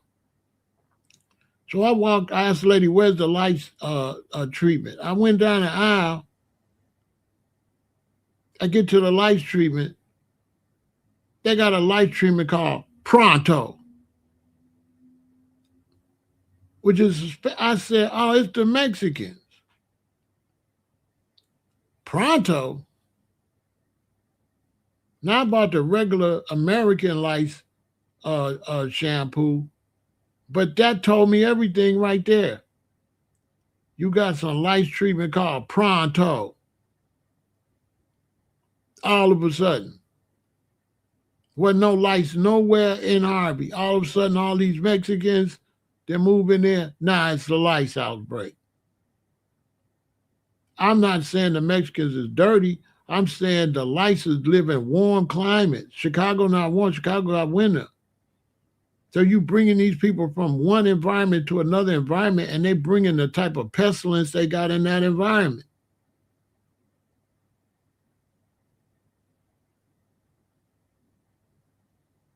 Places like Hawaii, Mexico, they got lice. Chicago ain't got no damn lice. Yeah, lice is bad in Texas because all the Mexicans is running across the damn border. Texas didn't have no lice problem. Texas didn't have no lice problem. That's new. That's not even mentioning the different diseases. Different people got different diseases. We immune to diseases in America and outbreaks in America. We're not immune to nobody coming in from Somalia. Next thing you know, we got something that they only be having in Africa. Now we got it. Because Africa got their own outbreaks. You can't just pile a bunch of people up over here like that. And then you pile them on top of people and people don't like them and you say it's racist.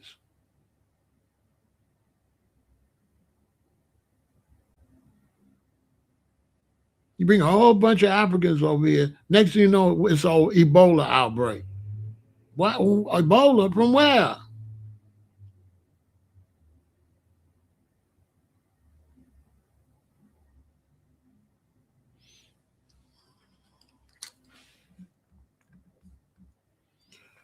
Republican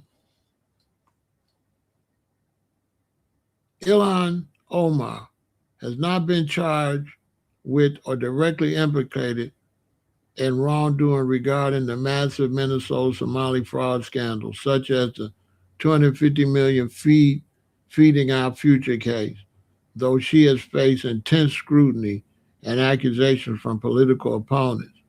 Her campaign previously received a subsequently returned donations from individuals involved in that, according to YouTube and so she returned the money that they donated to her campaign. The campaign was riddled with dirty money from scammers. And she from over there. And if she from over there, she know damn well the place is ridden with scammers.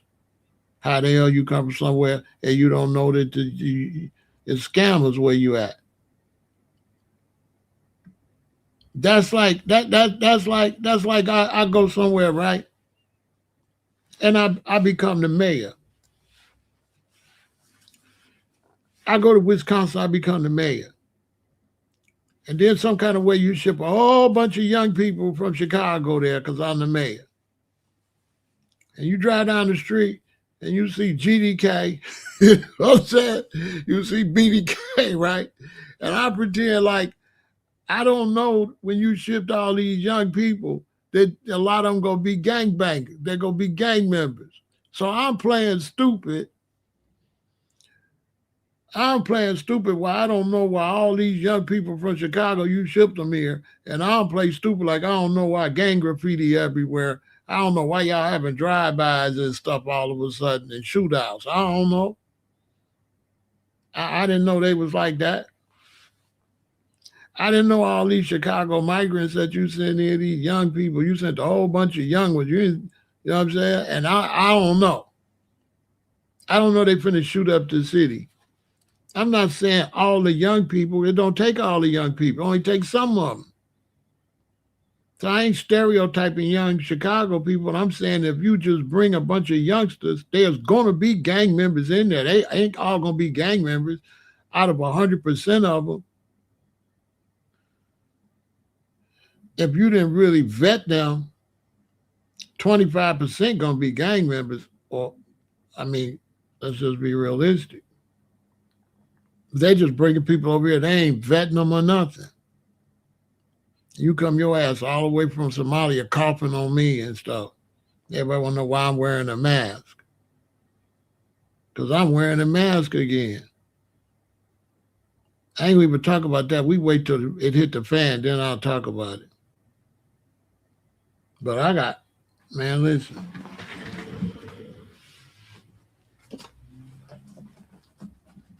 Don't ever say, I ain't tell you nothing. I'm the realest alive. This is what I got. And I got lots of them. So now I didn't say nothing, YouTube. I just showed them some masks and some gloves. I didn't say nothing. I didn't say nothing. Okay. That's on you to read between the lines. Hey, do what you do. Do you.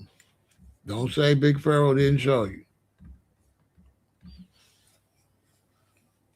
Don't say I didn't show you. If you're smart and you got money, you got a house, a nice spot, you'll order 10,000 masks. Make you some money.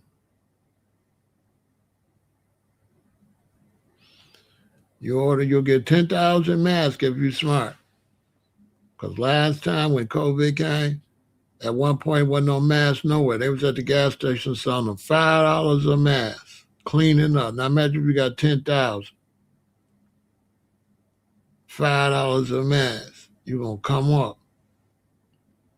Because they're going to run out. If something do happen, they're going to run out. And if you got small boxes of gloves and masks, you're going to cash out.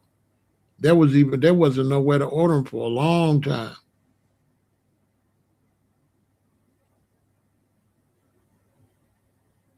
I'm just saying.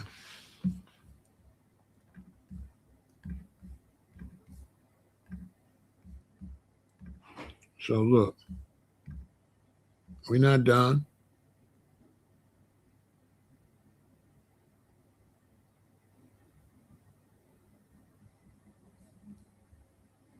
On top of all of that problems, right? You're going to bring somebody in here and give them money, and you don't know where the money going.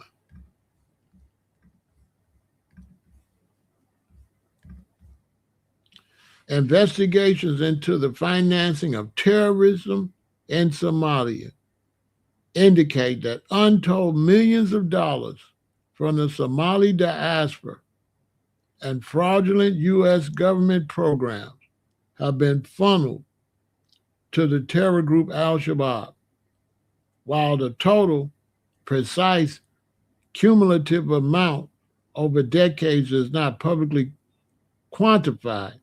Recent investigation and reports point to substantial ongoing transfers.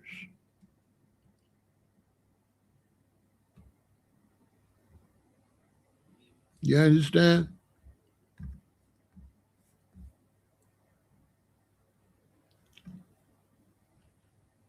Key findings on terror funding from Somali diaspora. You said it was a scam. Did you get COVID? Because I did. And I'm going to tell you right now, fam, if I wasn't in excellent condition, let me take a pause from what we talk about and address this for y'all. Let me tell y'all something. I caught COVID, right? And if I wasn't in if you're not in excellent condition and you got COVID, you were in trouble. Now let me tell you something. There was different strains, right? So just because your neighbor got one strain, that don't mean that's the strain you're going to get. And I got the strong one. And listen to me, Tyson. When I got it, it was so strong. No, it's different strains, bro. Bro, it's different strains. Listen, it's different strains. You didn't get the strong one. Listen to me. It's different strains. Some strains, you might feel like you got a little cold. Other strains, you look it up. You look it up. You look it up. Look up how many strains. Just Google how many different strains of COVID was in the U.S. You'll see it. So check this out.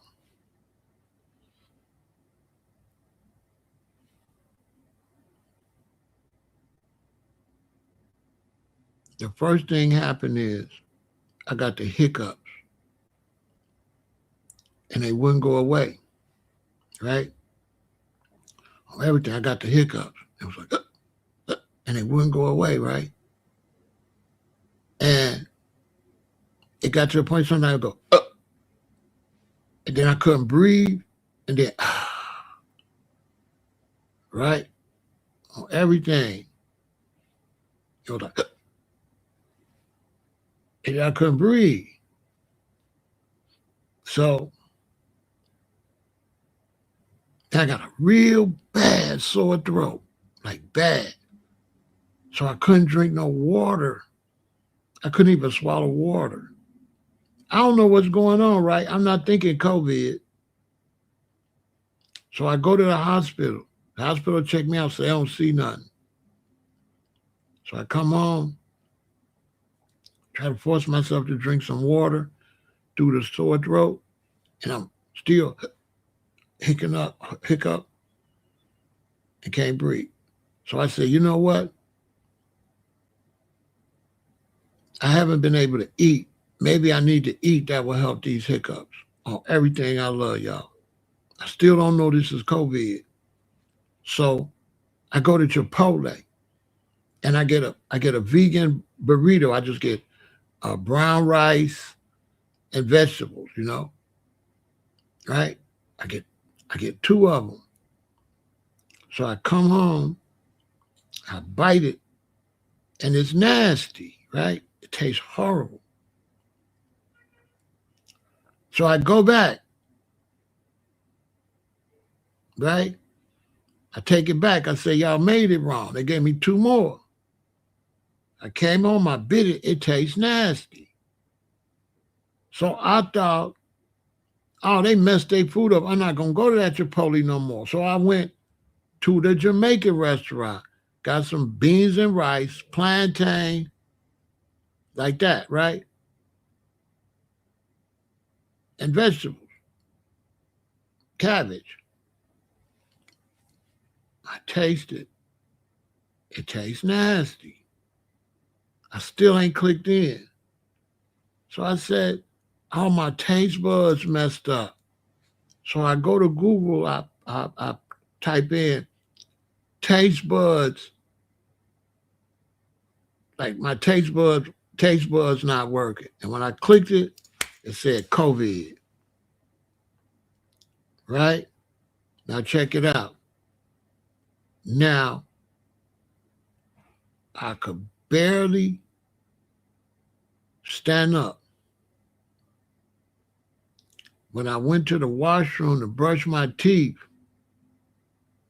I had to sit down in a chair to brush my teeth or look in the mirror in the bathroom. And I was breathing because I went live. I think I might have took those down. And I was breathing like, if I walked to the store, I was walking real slow. And if you got COVID and you don't taste this taste like metal coming out your glands, it's like a metallic taste. That's how I know it was something man-made or something from a creature like bats or something. Because there was this stuff coming out my glands. It tasted metallic-y. And like after about every day I got better and better and better, right? Because I'm plant-based. I'm a vegan, so it couldn't really just knock, but it knocked me down and then I came back. But that metallic taste stayed for about a year. It got lighter and lighter, but that whatever that was seeping out my glands, it stayed for a year. It was just lighter It was like something coming out my glands. I tell you, man, that it was dangerous. Whatever it was strong. Listen, it was strong. You got to think, I ain't been sick since the 70s. You got to think, I don't get sick. I've been a vegan now 40 years. Man, whatever that was, it wasn't nothing normal. It was definitely abnormal. I'm telling you. So when they said it could have came from some kind of experiment for reptiles and all that, I believe it because that taste, right? He don't know what he's talking about. Don't listen. If you got underlying issues, it ain't gonna be no problem to unalive you. But let me tell you, if you don't have underlying issues, because he didn't get it, so don't listen to him. Because he got the weak strain. He don't know what he's talking about. If he would have got that strong strain, he could have easily had to go to the hospital and be put on oxygen. That's a fact. He giving y'all bad information. He don't know what he's talking about. Don't listen to him. It's not all the same strains. And if you get that strong strain that I had got, hey, listen. That's why they kept updating and giving you all the different numbers of the different strains. Remember? They were saying, oh, this strain, this, and then this strain. I watched this, so I know what I'm talking about. It was different strains. They kept saying different strains, and they kept saying how it was changing. It was making a new strain and a new strain. That's another reason it was suspicious, because you don't be hearing about the flu doing that. You don't be hearing about no 5, 10 different flu strains. But with COVID, it was easily 7 different strains floating around. And that's what people could have made their mistake, because if you get one and that one light, and you mess around and get that other one. So now my theory was, and for sure, that it was a biological weapon was my theory, made for the military. Because if a military catch that, it's going to pass slowly, right? They ain't going to be able to eat, and they definitely ain't going to be able to fight. I don't care how strong you is, how big you are, or nothing. I had no underlying issues. Okay? None. Nothing was wrong with me. So the underlying issues is a lie. Okay? But there's different strains, and I caught the strongest one. It was so strong. You hear me? It was so strong. I'm telling you.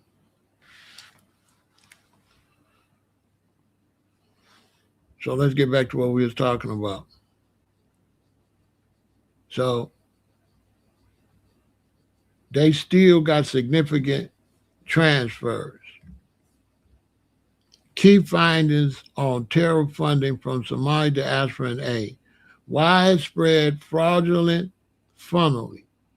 A massive ongoing fraud investigation in Minnesota covering pandemic relief, Medicaid, autism services, and housing programs has uncovered that millions of dollars in stolen funds were sent to Somalia and, according to law enforcement sources, ended up in the hands of Al-Shabaab.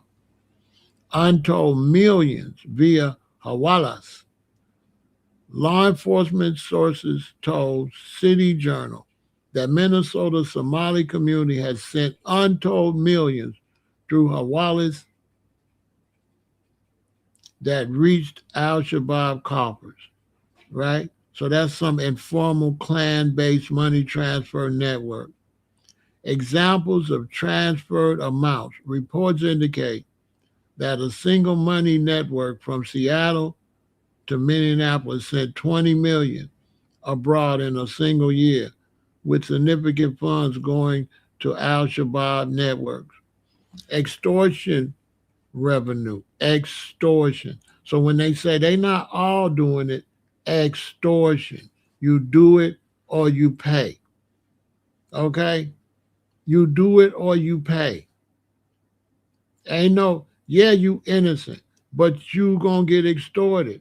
Al-Shabaab generates over 100 million per year, largely through extortion of local businesses, farmers, and according to some reports, a portion of the remittances sent home. Contextual data, total remittances in 2023 alone, Somalis abroad sent 1.7 billion to Somalia, a figure that exceeds the Somali government's budget for that year. So what they do is this: if my family's over here and I'm in Somalia, they tell me I better get some money. So my family ain't nobody innocent. Because now I got to call my family and tell them, listen, if you don't send me some money, they say they're going to get rid of me and your mother. That's a fact. And if you think that a place like Somalia, that you can leave and go to America, and them terrorist organizations don't know, you crazy. Because they watch you when you packing and they watching you when you leave. And them people in Minneapolis, they better send that money to, they better send that money. She came out of a refugee camp in Kenya. So they'd already chased her out the country. What made them think she could be a legislator? Around a bunch of Somalians, and some of them are related to the ones that chased out the country the first time. Listen, you telling me that she had to run out of Kenya, her and her family, to run out of Somalia and live in Kenya. Then you bring her here. Then she gets in politics. And then a bunch of Somalians come. You think you telling me them Somalians don't know that she got chased out of Somalia? They don't know. She's not around none of the people that got something to do with her being chased out of there? Yes.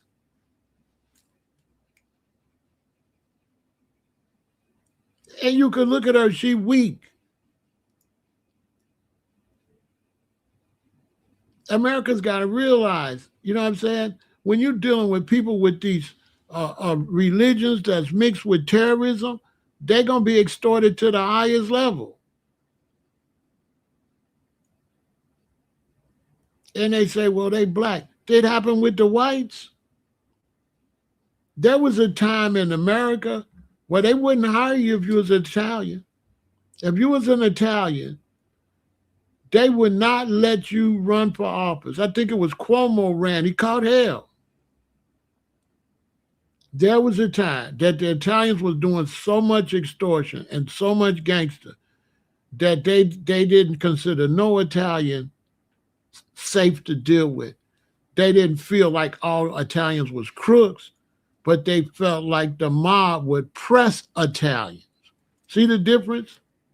I'm not stereotyping Italians. I'm saying they group will extort them. You are innocent Italian, but the mob gonna extort you because you Italian. And they can get to you, and they can get to your family. So I ain't saying Somalis is crooked, but I'm saying they could be extorted. They can't be politicians over here. And you shouldn't really let people from a heavily terrorist country into the country. It's the dumbest thing ever. Same with the Mexicans. Why would you let all the Mexicans in there? You see what just happened the other day in Mexico?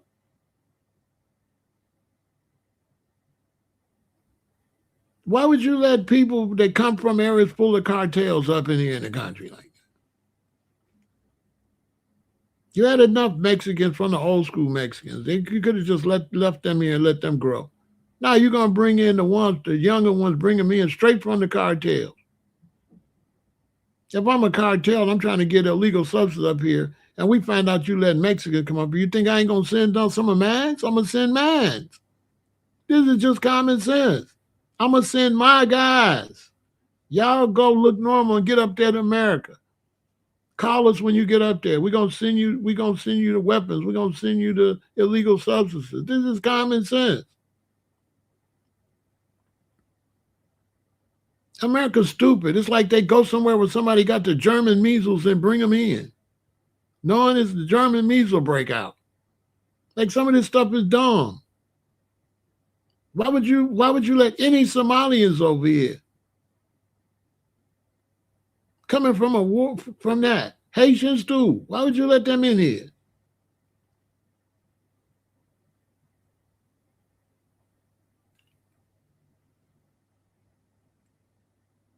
Make it make some sense. They gonna always show you one or two Haitians. No, this is one or two Haitians. Yeah, but you brought in thousands. You don't even know who they is. Just bringing in anybody to the country. And they ain't even taking care of American citizens that been here since the country was founded. Heritage white Americans, foundational black Americans should be getting taken care of.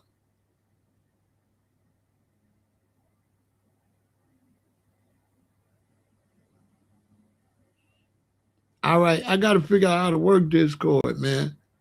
I got Discord, but I don't know what to do with it. I will go figure out Discord. I got Discord, but it's just Discord. I don't know. I don't know what the Discord or the cord, the extension cord or the Discord. I don't know. I got it though. I got everything, but I don't know how to use all that stuff. Past administrations, I guess so. I guess it's past administrations got something to do with it. I mean, it was the past administrations that let all them people run across the border. They're making a big mistake. They made a big mistake with Biden because he was asleep behind the wheel. And he can't. How you gonna manage a company? Is there an FBA flag? Yeah, there's an FBA flag. There's an FBA flag, if I'm not mistaken.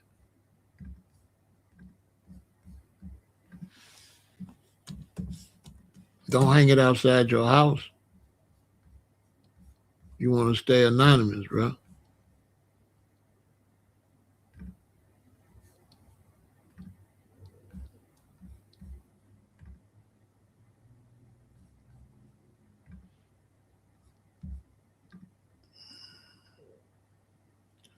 Don't hang it outside your house. I tell you that.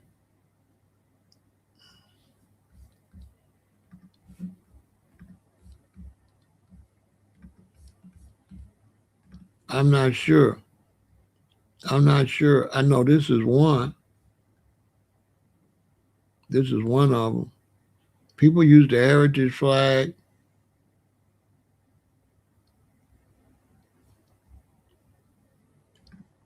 People use a lot of different flags for FBA, but I think this the one.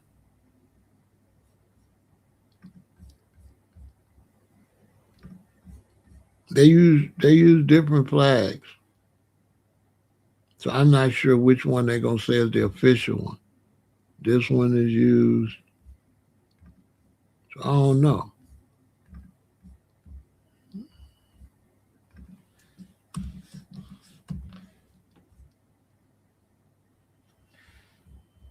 They use different ones, bro. So I don't know.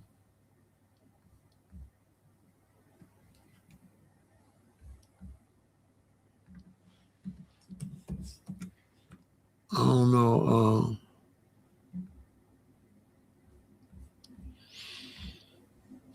I don't know which ones we're supposed to be using.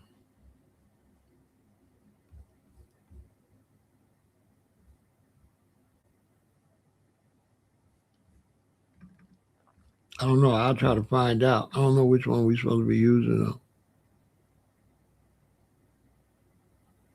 Somebody in the chat might know.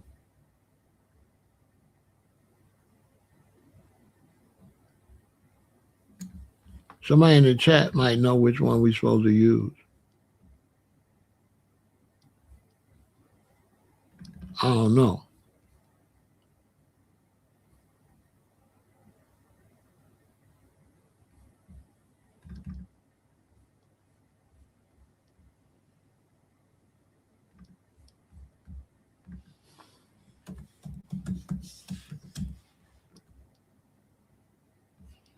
I don't know. I don't know. Somebody in the chat might know which one we're supposed to use, though.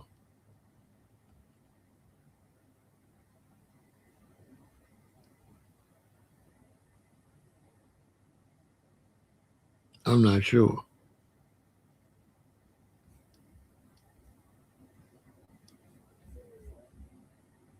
Does anybody know?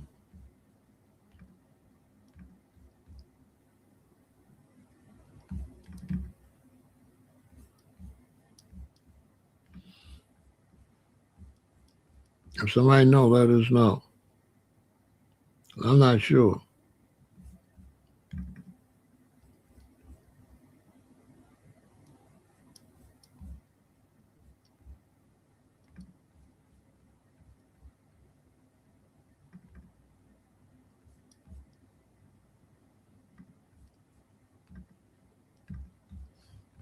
Y'all let me know, though. I'm not sure.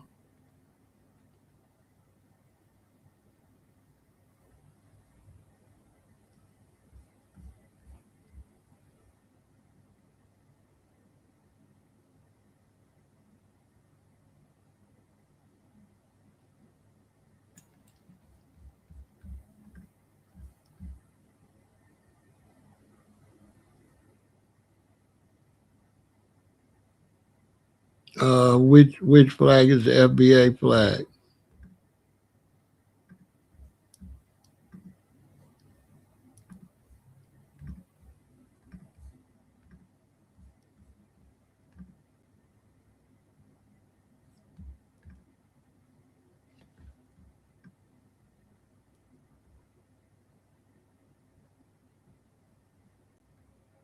I'm not sure.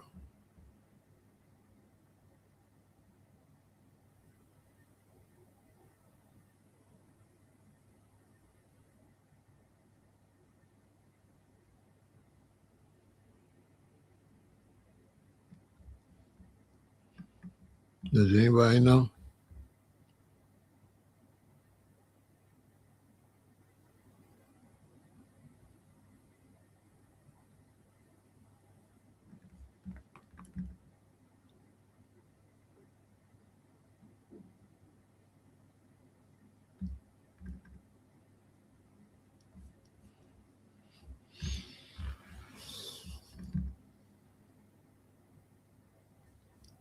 If you know, put it in the chat.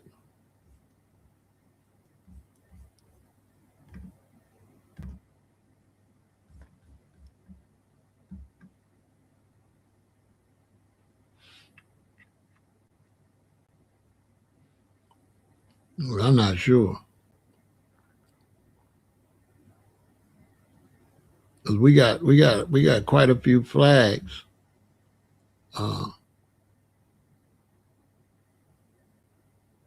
We got quite a few flags, so I'm not sure which one they we are choosing to use.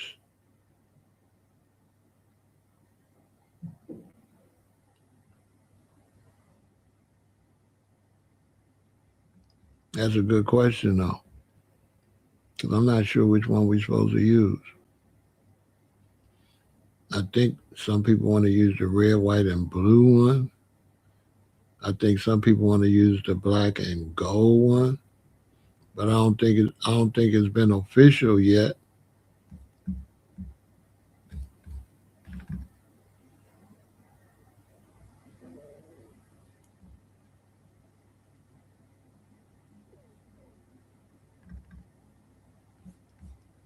I don't think it's been official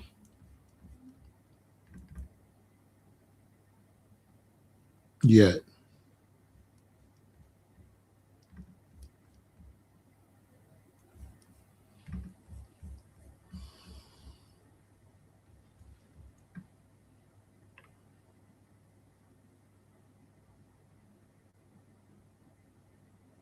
Not that I know of.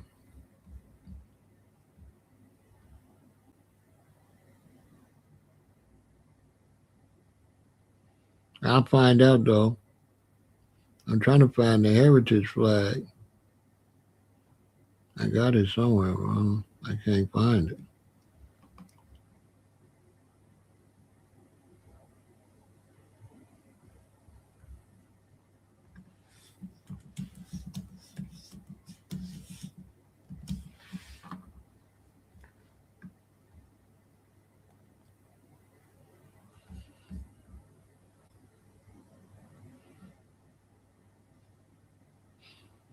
I got so much stuff on my files, I can't find it.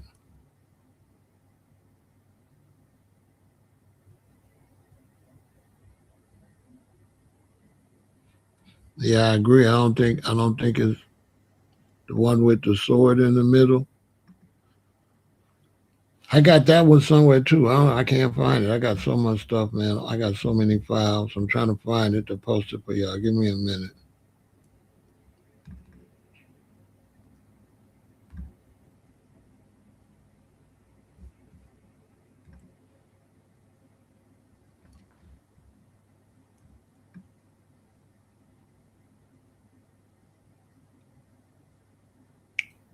I got so many.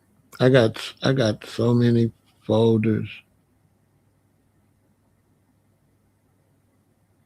I'm gonna have to make a folder to say flag so I can find it easier. I don't know where it's stuck at. I'm looking for it. Give me a minute.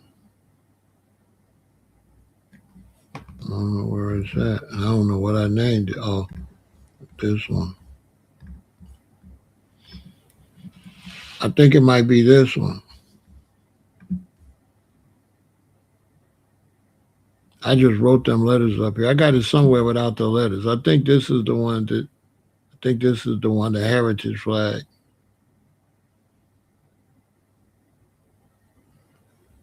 So I don't know which one it is. I don't know if it's this one, or that one.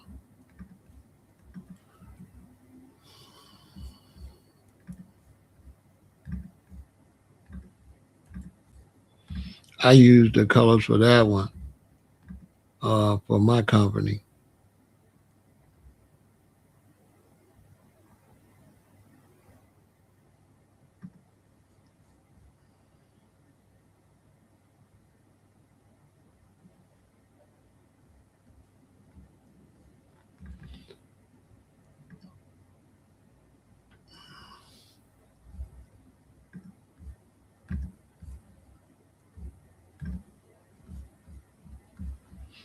So yeah, for my company, I use those colors.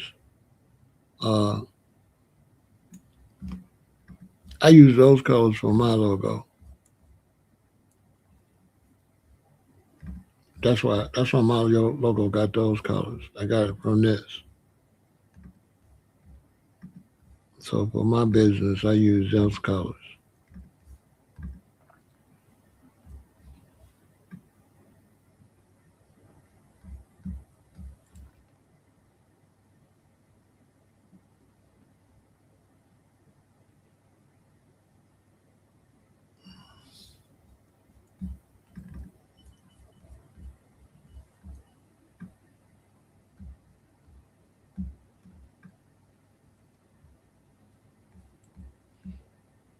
I purposely use those colors. Here's the one. Here it is without the. I found it.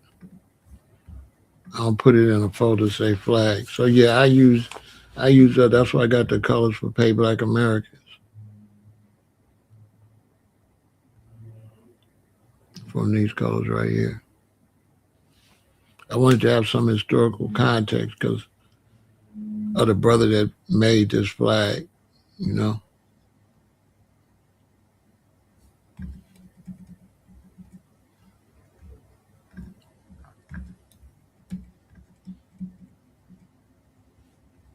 And so back to this. Total remittance in 2023 alone, Somalis abroad sent 1.7 billion to Somalia, a figure that exceeded the Somali government budget for that year. Al-Shabaab funding. Al-Shabaab is considered to be a major financial surplus with the ability to extort money increasing yearly. So they considered to be in a major financial surplus because they scamming all this money from these Somalians that they let come into these countries, which was dumb. Convictions. Federal authorities have successfully convicted individuals in the U.S. for providing material support to Al-Shabaab via Hawala. That's some type of foreign way to send money. And you would think the FBI would be watching all that stuff. You know what I'm saying? It was the dumbest idea ever to bring them people over here and to let this lady get in politics like that. She should have never been no legislator. And this is where America's getting bit in the butt because they trying to use other blacks to have a black face so they don't have to hire us because there's a threat of us getting too many powers because our foundation of black Americans is 50 million of us. So what they want to do, they want to hire Nigerians, they want to hire Jamaicans, they want to hire some Africans, anybody that won't have no power, anybody that's come from a small demographic so they can have the black face with no power. Because black immigrants ain't got no power. And we got all the power. So they use them to keep us down. And then they with it because they don't like us typically. They're in a competition with us all the time. So that whole brother and sister thing, yeah, if you want to consider Cain and Abel, if they Cain, that's the only kind of brother they would be, a brother in the story Cain and Abel. There ain't no love there. They trying to compete with us when they not no competition. And the European try to make them think they're competition. But the only reason they getting any shine over here is because they're not competition. And because they can't compete with us, they're no threat to the white power structure. Black immigrants are no threat to the white power structure because they get mad, they can pack them all up and send them out.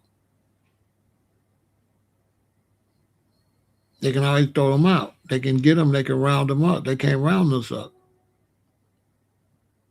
It'd be a serious war playing with us.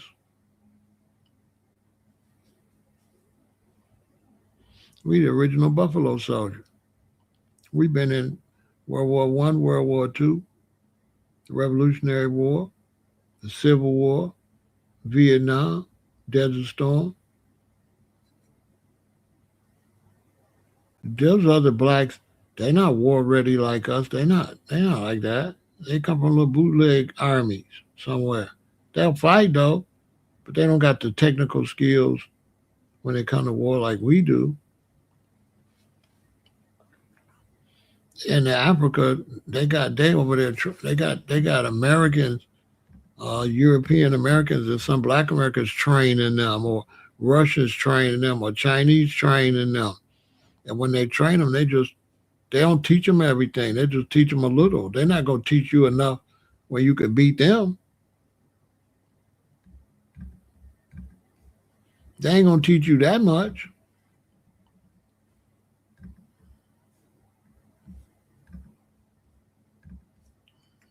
And so that's why we can't get nowhere as black people. We got to be foundational black Americans because black foreigners and immigrants, they just want to compete with us. They slow with a lack of words. Like they slow. So they going to FA and FO because they slow.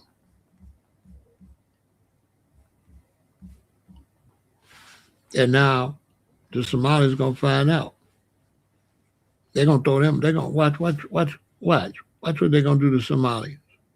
and the Haitians. They're gonna throw them out. Then they're gonna set their eyes on the Nigerians. They're gonna throw them out. That's an absolute fact.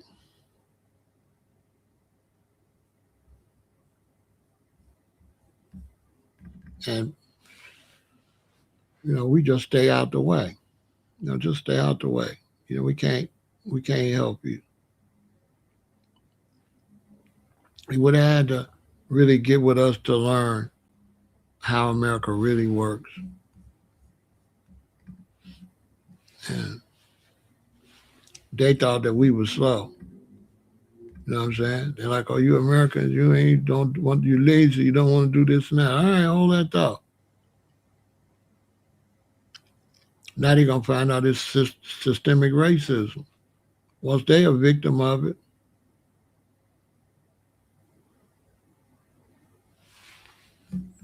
we've had FBA in politics, but we wasn't classifying ourselves as SBA. And we've had FBA in politics, but the way the politics is set up that you got to run for political office by state. You can get a city office. We've had a lot of mayors and stuff, but to get in the government office, you got to get in there by state. Well, if they keep them state majority white, they ain't gonna elect you from no white state. So how you gonna get in politics? You can't get in politics. You got to get elected. And if you're in a majority white state, you're not gonna get elected.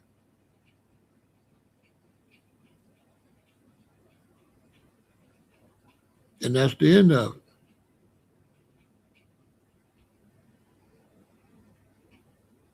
Every now and then you might get elected in a white state because you're a Democrat or whatever, but there's no way you can have enough out of 50 states. How many states are black states? We don't have a black state. We got some fairly black city, like Chicago got a lot of blacks, but this is not a black city. We got a lot of blacks. So we don't have no, like, Atlanta's kind of black, but Georgia not black. Mississippi not black. Alabama's not black. Name a black state. It ain't one. Name a state where the people is majority black. Name one. So how you gonna get black politicians?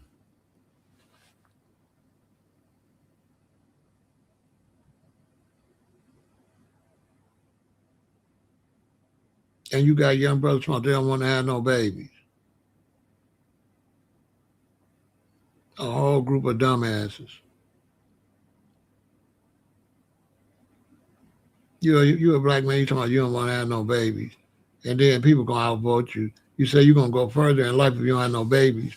And then whites gonna have babies. Then they gonna outvote you. And you still ain't gonna have no goddamn job. Dumb as hell. They think they can go somewhere not having babies. That's the young black man. He believed not having babies is gonna make him more powerful when it's gonna make him not have no voting power. You know what I'm saying? He ain't gonna be able to make no decisions about nothing in his life. Everything he want to do, he gonna get outvoted because he ain't got no people to vote. And if they come at him, he ain't got no army because he ain't had no babies. He ain't gonna be able to beat nobody. Too dumb to know, bro. You ain't got no army if you ain't got no babies. Well, you talking stupid. You ain't got no army. You ain't got no political power. You ain't got no economical power. What make a black man think that he can have no babies and he can go make a lot of money and he got economical power when he ain't got no voting power and he ain't got no more blacks got no money and he ain't got no kids? He ain't got no children to pass it down to. Dumb as hell.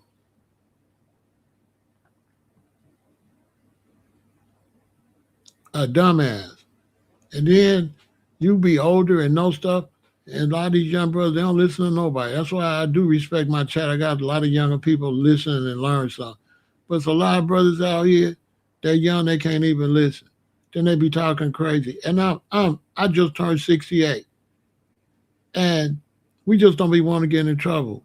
And I don't be promoting no violence. So these young boys really couldn't go no war with me. They'll get wiped out.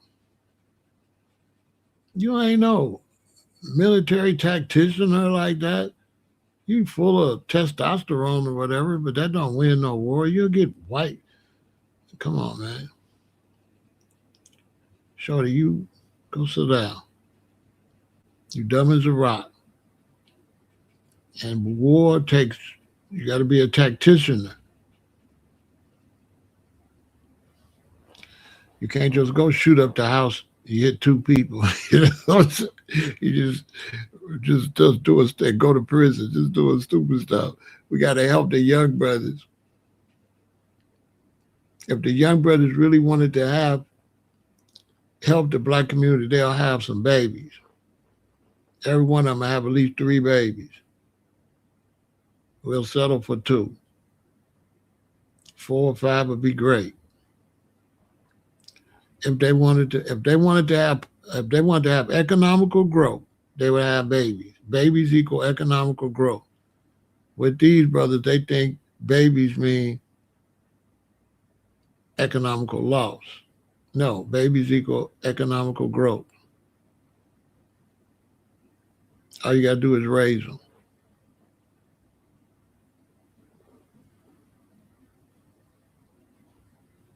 "20 years after, that's more money to the family. Every baby, when they hit 20, that's more money for the family. Facts.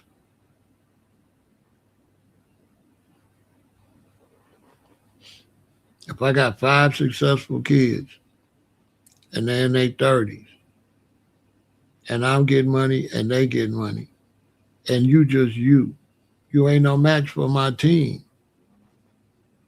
You can't touch as much money as us. You can go get along, but 7 of us, the mama and me and the 5 kids, can get along. 6 kids can get along. You can't get that much money. You can't get, one person can't get as much money as 6. If each one of them get the same amount of loan that you got, that's 6 times your money. If you want to talk economics,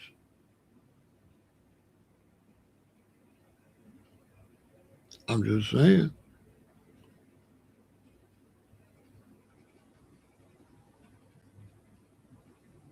Being single ain't no money. Married is more money than single. It's just going into these situations with economical and political mind state. Economical, political, and military mind state when you go into these relationships. You can't go into these relationships all willy-nilly and goofy. And so this lady should have been lost her job. I don't even know why she still got her job.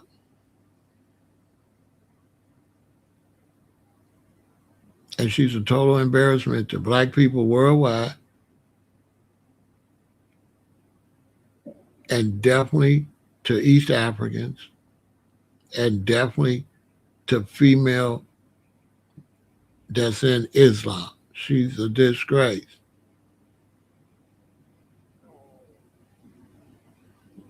You know? She's a total disgrace.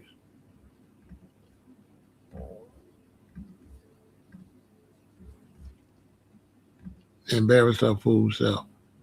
Because sometimes they just don't understand you can't do what everybody else do. She want to get up in there and boo at the State of the Union. You not him. You not him. He can do it. They ain't gonna say nothing. You not him.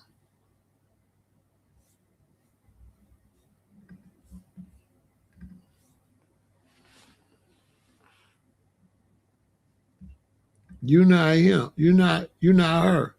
See, you cannot do what he can do or what she can do. You understand? And I watched a white dude this morning. He say this. was ghetto and trifling. But he ain't say nothing because this the white dude, the first one to do it. So I went on his page and told him, this the first person to do it, this the second person to do it. I ain't even have to say no more. If this is ghetto, then this is ghetto too. But he the first one to do it. So he worse than all of them. He screamed out at Obama, you lie! He the first person that disgraced the Congress and the Senate and the United States government. Him, as far as yelling out at the president. Him. This is the loser right here. She did it so many times, it don't even make no sense. The amount of times she done got up screaming and acting a fool. You understand? I ain't even post all hers. This is about 4 times she done did it. So you're not gonna just call her tacky. He's tacky and she's tacky. If that's what we doing. But my problem is she ain't supposed to do what they do. She's supposed to represent Somalia with dignity in East Africa. I don't know what you got your head all wrapped up under Islam and you just acting like a tacky bum. You make it, you know what, you know, why you got all that? I thought that head wrap and the way they got to wear dresses, I thought that represent dignity. Ain't that the reason Muslims dress like that? The women, ain't they supposed to, don't that supposed to mean dignified or something? So the head wrap and the hollering, the hollering head wrap, I ain't understand. I'm confused. This is an oxymoron, ain't it? Don't the head wrap look elegant and the holler look moronic, like an elegant moron, like a like a religious loser, like why they do that? Do this mismatch patty whack, give a dog a bone? Hey, don't this picture look crazy? Don't she look like an ignorant, dignified person? I mean, it just look crazy. This don't match, do it? Or am I the only one? This match?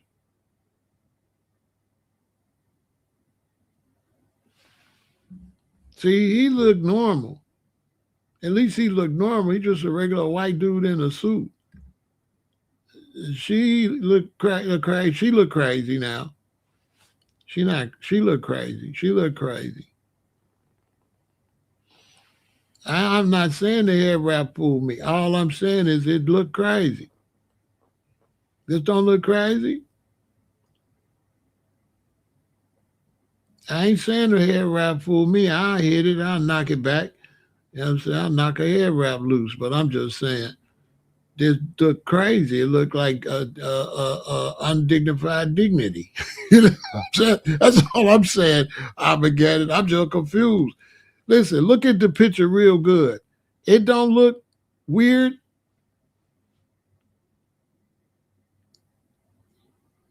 Like she don't look like she dressed one way and acting a different way. It looked crazy.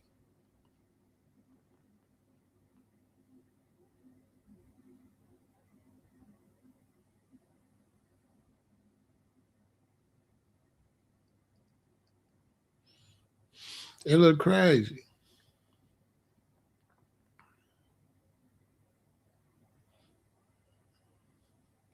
It looked like she need to drop that that zero and get with the hero. That's what it looked like. Looked like she need a man in her life. Boy, ain't nowhere in the world my wife would have got up there cackling like that. We had to get that straight. Baby, don't you go down there acting a fool. You know what I'm saying? I mean acting, AKIN, not acting. No, don't you go down there acting a fool. Girl, please. I would not want our children to turn on TV, see their mama down there doing all this. I'm like, well, if you're going to do all that, take the head wrap off. You know what I'm saying? You need to go down there like you from the hood. If you're going to be hooded out, You know, if you're gonna be hooded out, leave the elegant head wrap, you know what I'm saying? And just go down there and wild out. And some wild out look with the wild out look. This look just looked crazy. She looked crazier than them. She looked crazy. Don't get me wrong. He don't look crazy. He looked like a typical white dude. She looked crazy. But she looked extremely crazy. She looked crazier than her.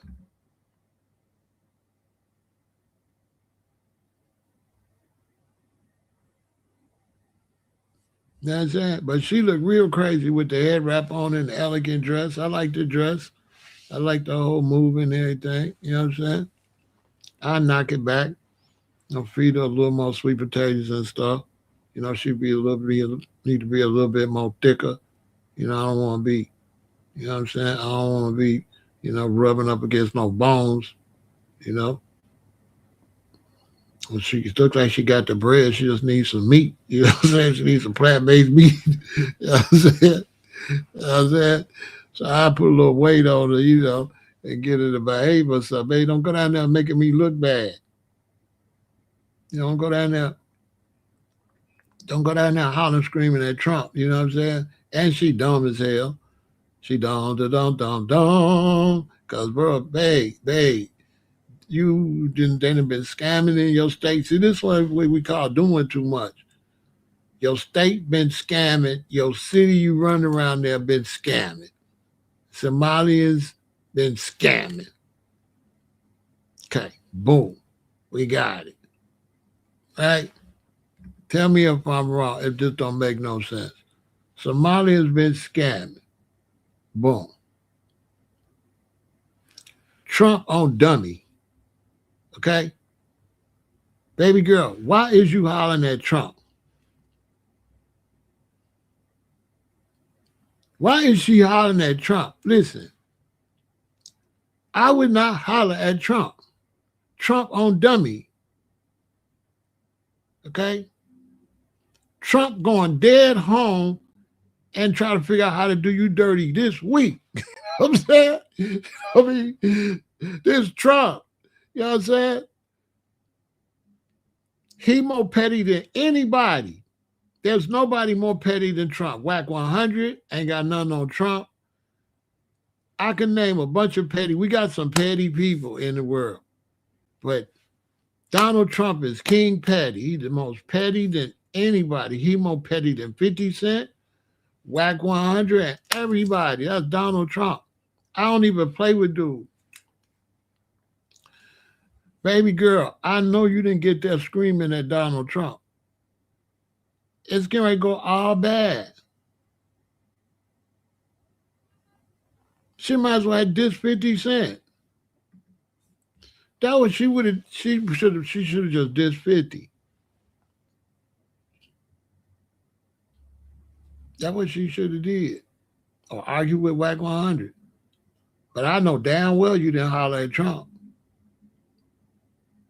If I would have been sitting next to her, I would have like, sit your ass down. Girls, you crazy? Well, I would not holler at Donald Trump. If you would holler at Donald Trump, say I would. Put I would in the chat. Let me be first. Let me be first. Let me start it. Okay, there's just me first. I would not. Okay, I would have not. Come on, man. Somebody that control the military, control the FBI and all that, and you hollering at dude like that, and you a Somalian, and there's been all kind of scrupulous and illegal activities happening in your state, and you gonna do that? Girls, you crazy? This lady is crazy. This lady is crazy.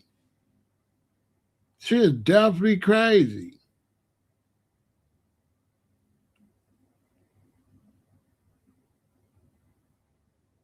If she walked up on me, I walk away. Oh no, I can't come stand next to me. What the hell?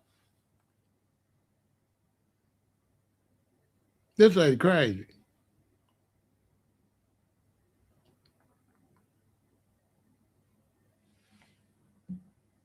This lady crazy. Now the other brother, he was cool. We got the sign. Black people is not gorillas. Cool. Trump gonna respect that though. He ain't gonna bother dude because dude knew how to do it. He didn't holler at Trump and all that. He just made his little protest. Cool. This fool got out there screaming at Trump. I could think of a lot of people to scream at. And Trump ain't one of them. Like, why would you mess with him while he on dummy? Trump on dummy. Trump on go time. Boy, listen. He went right and called everybody. Man, he called the FBI. He called all the police.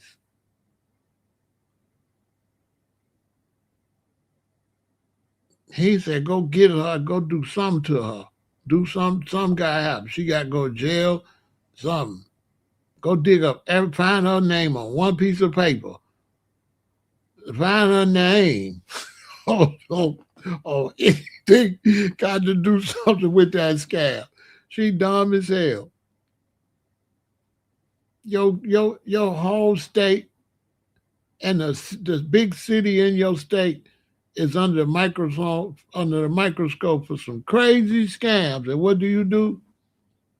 You get up and you get to hollering at Trump in front of everybody, and you black, you from East Africa. You know what I'm saying? It's one thing to be black. We don't want you really acting a fool. Baby girl, you from East Africa. You done embarrassed the whole East Africa. And you a female? See, that's the difference between him and these two. Because you see, they got her out of there because that was tacky.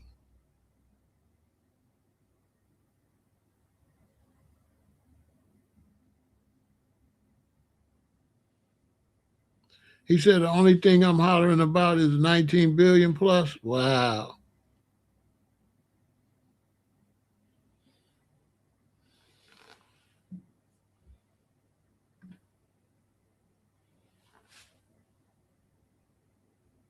She crazy as hell.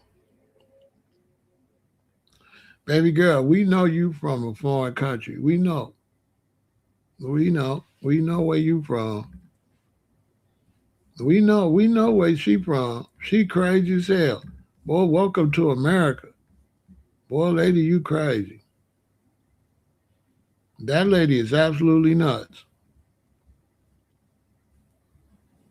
She finna have a hard time. She need to go over there and sit next to T.I. Go have a seat next to T.I. He finna have a long 5 years. I'm just saying. He better. Come on, man. Girl, it's finna be crazy for you. She finna, you know what's finna happen. You know what's finna happen. You know what's finna happen. You know, she just went and jumped all the way off the cliff. Get her out of here. Get out of here. She unprofessional. Get out of here. Just like y'all got her out. They got her out of there. Screamed herself right out of a job. Now she hate Trump. 1 minute she loved Trump. Now she got to acting like an ignoramus, and they got rid of her. Look at the dude sitting in front of him. He like, would you shut your ass up? Look how he looking.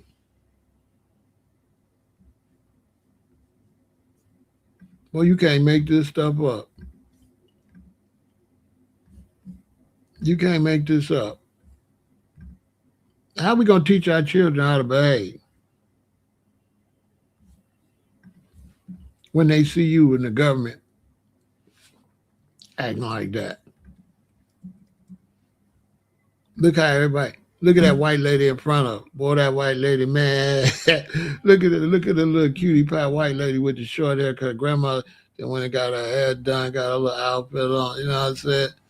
She trying to come in there. She trying to look her best. You know what I'm saying? Look how she looking. Boy, she mad.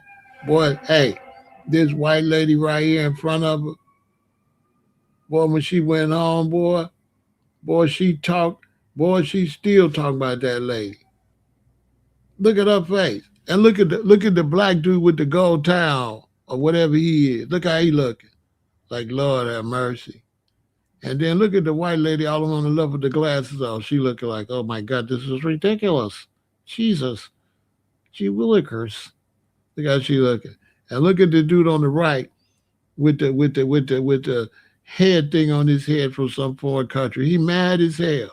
He like, baby girl, you making all us from these foreign countries look bad. I'm the only one in here with the Alibaba and the 40 Thief hat on, and you up in here hollering, and they gonna associate me with you. They gonna think all of us like this is crazy.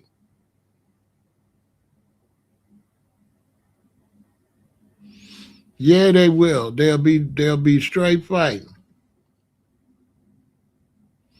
What's my thoughts on Somali said Minnesota was promised to them? Man, listen,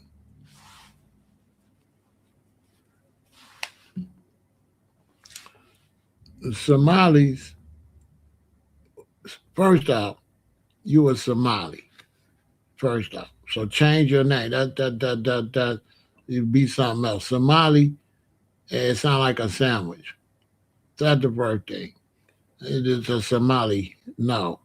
But like Hatamali, Somali, Badali, whatever. Second, who gonna listen to a Somali? Who gonna listen to a Somali and say that Minnesota, the whole Minnesota is theirs? That somebody go in America don't no state belong to nobody. So I tell you they from West, they from East Africa, right? They think this Africa. You know what I'm saying? They say they say the state. In America, you live where you're supposed to live. That's how you don't let these people come over here because they think that they supposed to bunch up in the area, right? But in America, you're supposed to live where you want to live. You don't all, oh, we all got to live here because we Italians. That's not how America is. We got foundation black Americans live in Florida, live here, live there. We don't have no black American, no state supposed to be all foundational black American. That sounds stupid. This is the United States where we individuals, you supposed to live where you want to live. That show you they got the backwards mentality. They think Somali, they think Minnesota is a country. Minnesota's supposed to be all Somali. Bro, this ain't what? The only place supposed to be Somali is Somalia, fool.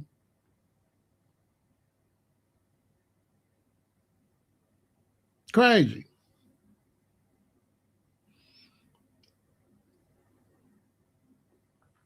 They take that Minnesota is promised to them. Whoever promised y'all Minnesota,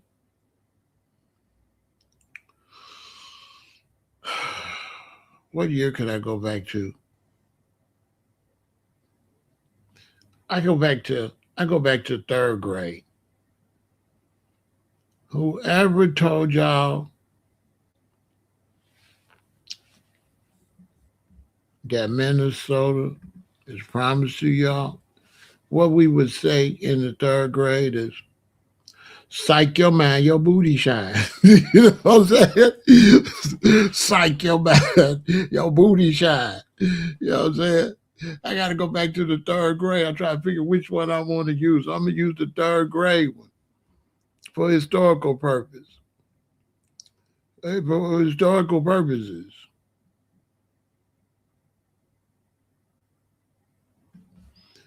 Whoever told you that Minnesota is promised to you, psych your man, your booty shine.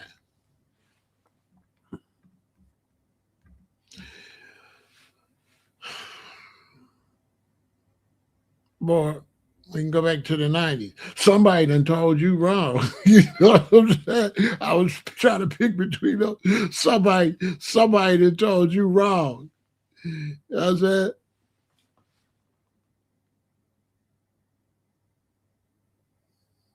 Some say we can't kick them out because they the backbone of the economy in Minnesota.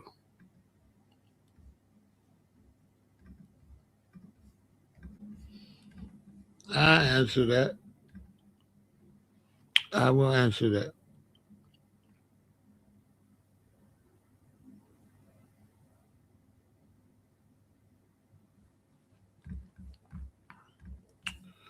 They're the backbone of the economy.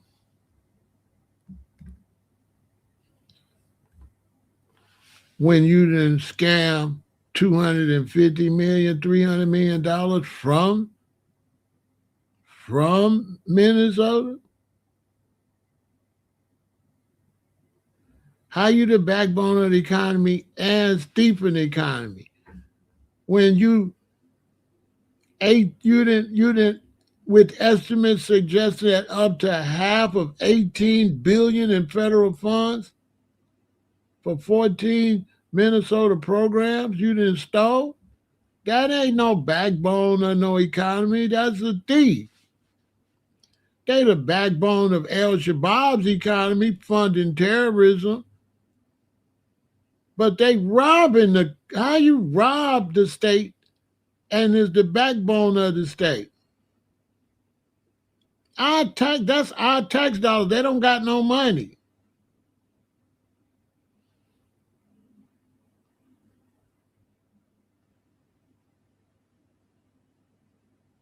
How they taking American tax dollars and scamming? First, how they got money when they from Somalia? That's the first thing. You from Somalia. How you got US money? From scamming the government. They don't got no money. They broke. If they had money, they would still be in Somalia. They broke and busted. And they come over here and they scam. So what? They scam money and then spend money and buy cars and stuff with the money they stole. So if I come to a state and steal the money, government money, and then buy stuff in the state, I'm funding the state with the stolen money? No. They gonna turn the state into dusty Somalia. This is what these immigrants will do if you let too many of them in. When they come from a place that's busted and disgusted, they gonna turn everything where they touch busted and disgusted. That's why America's making a mistake. They're bringing in a bunch of people that's busted and disgusted, and that's all they know how to do is bust and disgust. So they're gonna ruin the country. How is broke, busted, dusty people gonna help the economy when they broke and they using your money? They don't got no money. That's US money. Them people broke. The only way they can help America is bring some Somali money over here and convert it to US money, but taking money out of America, helping the economy, no. They gonna leave that country dry and broke. That's money that's supposed to go for roads and garbage and teachers. That money, now you ain't got money to fund the programs you gotta fund because these Somalis came over here and sucked the life out this the state. Get them the hell out of there. Anybody say you can't send them out because of the money is dumbass. If you believe you can't send them out because it'll hurt the state, I would never hire you. No financial people should hire you. You suck at finances and you slow. Okay? You slow. You are slow.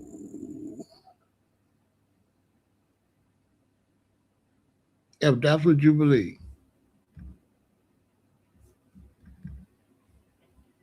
If you believe that they helping the economy, you are as slow as a turtle riding on a snail. This is you. You this turtle. If you believe they're gonna help the economy, use this turtle. And you got to be a doctor's appointment in 15 minutes. Yeah, you this turtle. And you 2 miles away from the doctor's office. And you gotta be at your doctor's appointment in 15 minutes. And this is how you decide to get there. You know what I'm saying? This is you. You slow as hell. You slow as hell. Come on, these dudes had a restaurant to hold 38 people and said they served 6,000 people a day.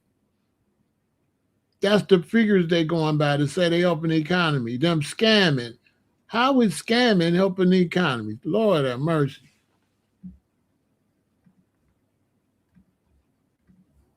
Lord have mercy.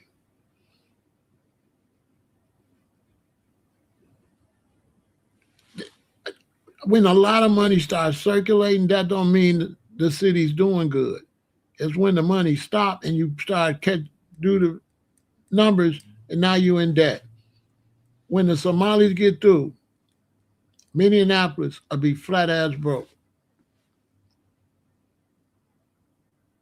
And Minnesota going to be lost billions of dollars that they sent over to some terrorists that's going to use it against U.S. soldiers in the region. They treason, really. They supposed to go to federal prison. Because if you're sending money to terrorist groups that's turning around and buying weapons attacking U.S. interests in East Africa, you're supposed to get no less than 30 years. Right, they all on the assistance program talking about they building up the economy. And they all, like you seen that neighborhood with all them Jewish neighborhood, and they have like wives and they have like 6 babies and they all on food stamps. None of the Jewish men work. And they go there, they have 6, 8 babies and they collecting food stamps. Look it up. It's a Jewish community where they all on food stamps. And they go and they intentionally have 6 or 8 babies. And they don't got to work or nothing. They just walk around eating off of U.S. money. Look it up.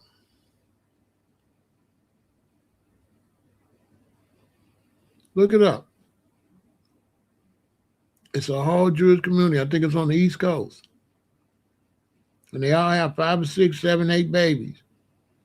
And the men get welfare, food stamps. Look it up. Not one man worked.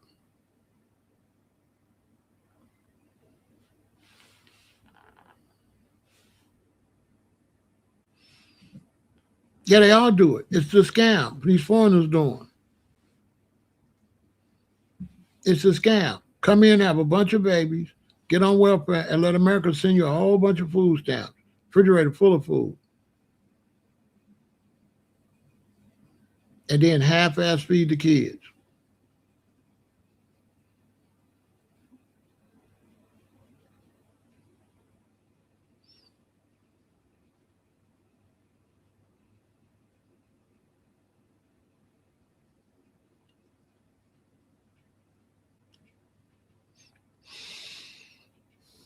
I'm telling you, look it up. I watched a special on the other day. It'll blow your mind. Now I think somebody posted it. Somebody posted it on Instagram. It'll blow your mind.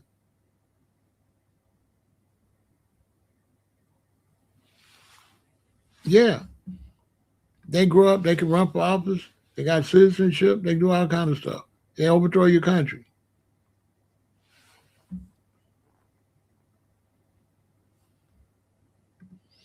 Yeah, you know they eating all the food and ain't giving them kids shit.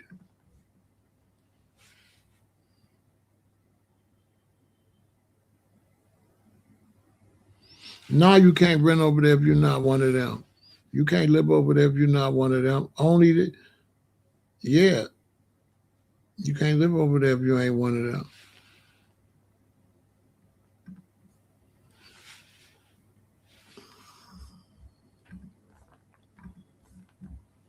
Hmm. And they can get away with it.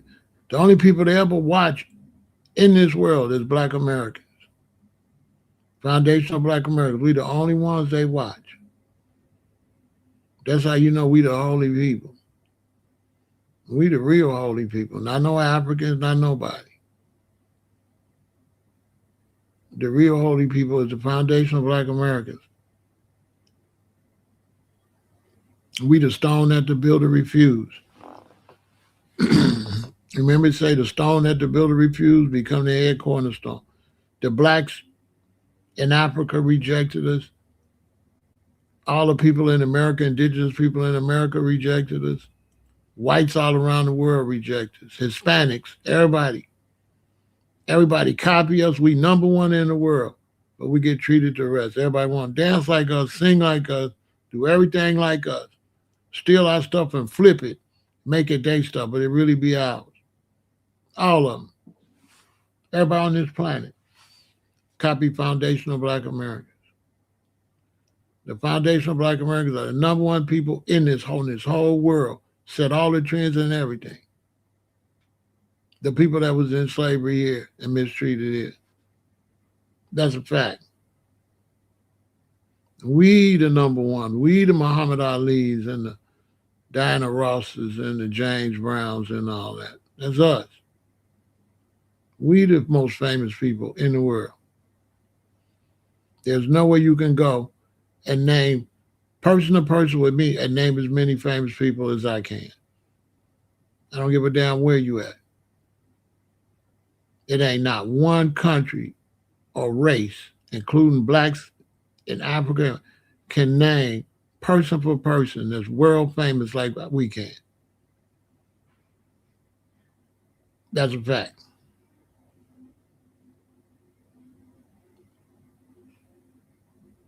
It ain't an African in Africa or no African that's as big as no African musician is as big as we got 20 black, 20 to 50 black artists that's bigger than the biggest artists in Africa. Burna Boy, he not even bigger than Smokey Robinson as far as name and popularity.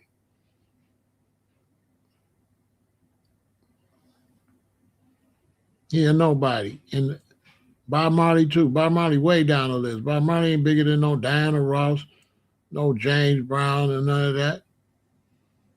Hell no.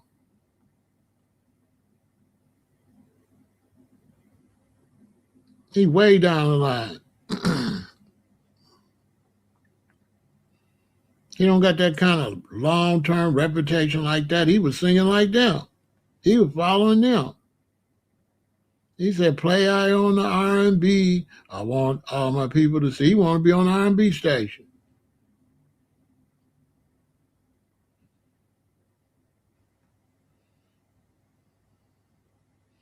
Facts. In Chicago, Bob Marley with Black Americans wasn't nothing until Tom Joyner played him. Tom Joyner played Bob Marley first for black people in America. That's a fact.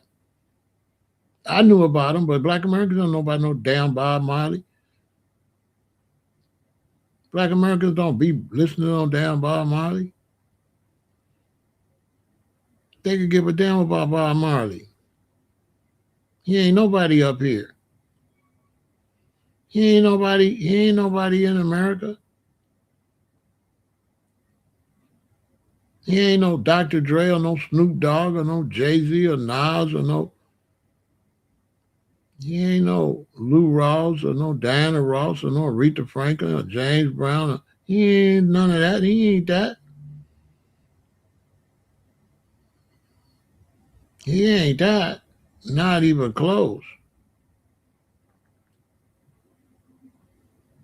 He's not no big star like Foundation of Black Americans is. The big stars worldwide. Been that. We the most famous people on this whole planet. A lot of white Americans, they have to take somebody with no talent and boost them up. They don't be having no talent like Elvis. Elvis didn't have no talent. He was singing another brother's song. There's another brother saying that Elvis watched him and copied his whole voice and everything. Look it up. Elvis stole that man whole swag, voice, dance, everything, songs, everything. Go look it up.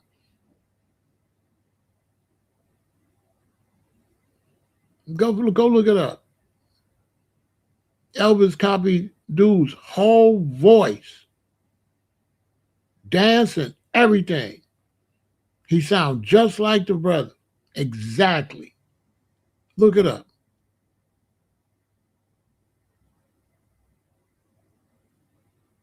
Somebody put the brother's name in the chat that Elvis sing just like. Took his whole everything.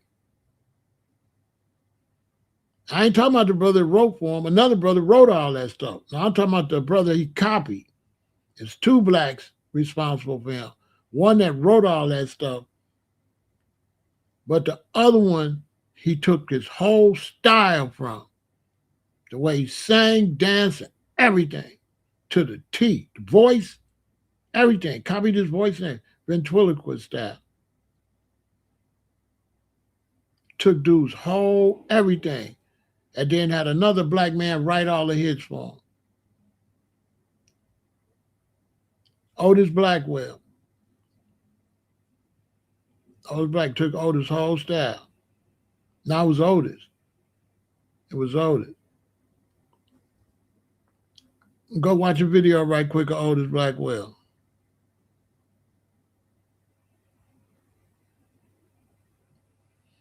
No, we don't want no religious organization. Foundational Black America is not a group. Somalians is a group because they Somalians. We Foundational Black Americans, we're a group because we Foundational Black Americans. But Foundational Black Americans, we don't want to become no religious group. We don't. A lot of people trying to make Foundational Black America be a group. Foundational Black Americans is a lineage. That's it. So you're a Foundational Black America. You can be whatever type of religion you want to be. It is a lineage. It's not a group. If you're an original Black American, because that's all it means, Foundational Black America. We're Black Americans, we just added foundational. That's not a group. That's a lineage. No religious stuff, but we should get involved with some politics. We should vote for Foundational Black Americans, and we should encourage Foundational Black Americans to run for office. And we should raise them like that, the young generation. Run for office. But no, a religion, that just means you don't understand what Foundational Black Americans is.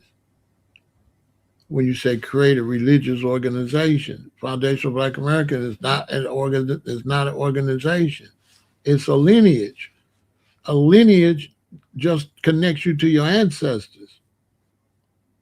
And then when you connect to your ancestors, then you can prove you do reparations. You have to be able to trace your family back to the 1800s to get reparations.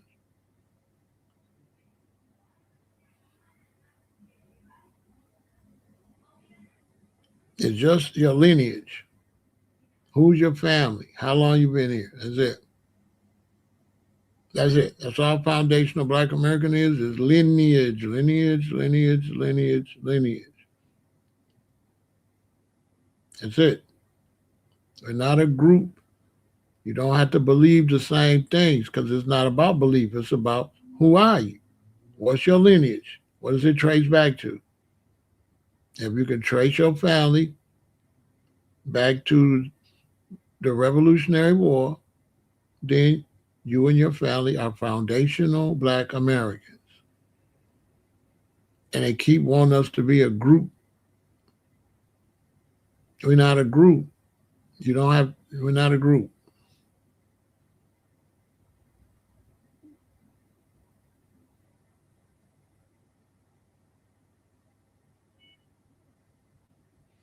He still don't get it.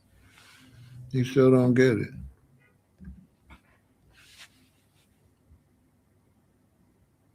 Unbelievable. He still don't get it. He don't get it. The foundation of Black Americans is Muslims, Christians, and stuff already. It has. He don't get it. He's saying group stuff because only a group could start a religion. You know what I'm saying? I keep telling we're not a group. So how are you gonna start a religion when you're not a group?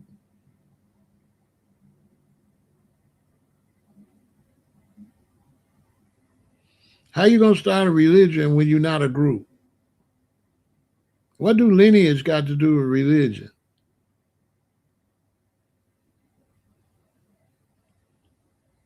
And if you could trace your family back to slavery, that's enough proof right there. Why we got to do extra shit to prove that we was the ones here doing slavery? When we got the records that show we was the ones here doing slavery. What you talking about? We already got the proof. The cotton got picked, right?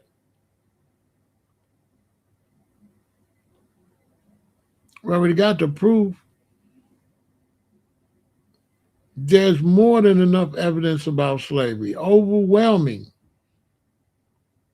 We're all listed in the Census Bureau in the 1800s. All our relatives there. And go to the Census Bureau and find your relatives right now.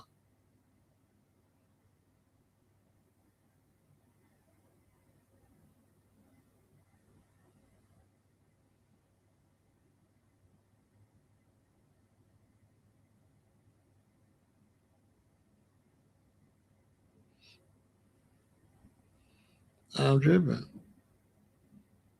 We still got a long way to go for people to know what foundational Black American is. They don't understand its lineage. Lineage, lineage, lineage, lineage.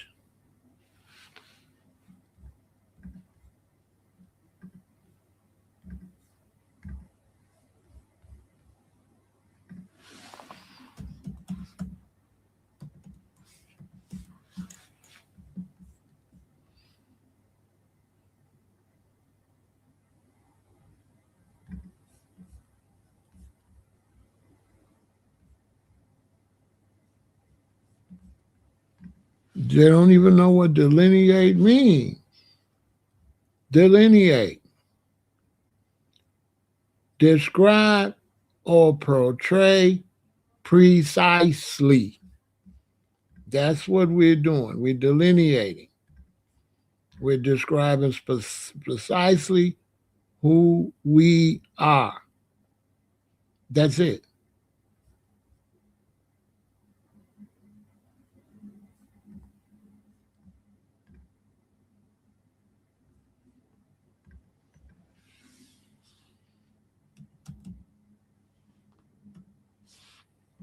No more, no less. And then people just hell bent on trying to make us a group.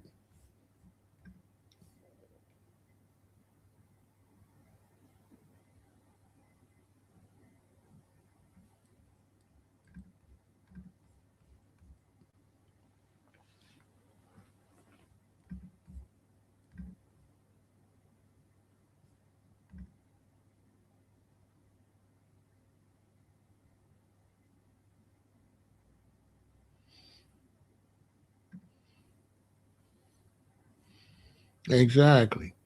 And if they've been here the whole time, you owe reparations. For sure.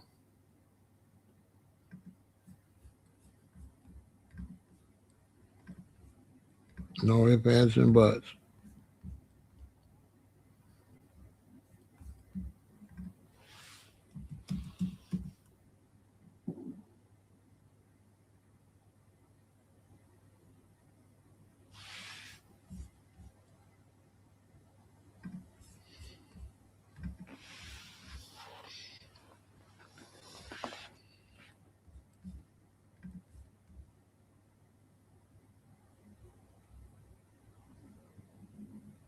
To describe, portray, or set forth with accuracy or in detail.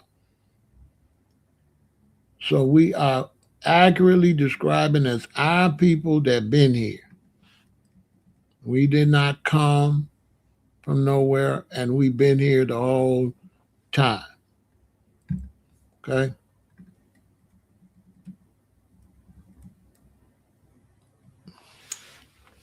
We've been here the whole time when they built the country.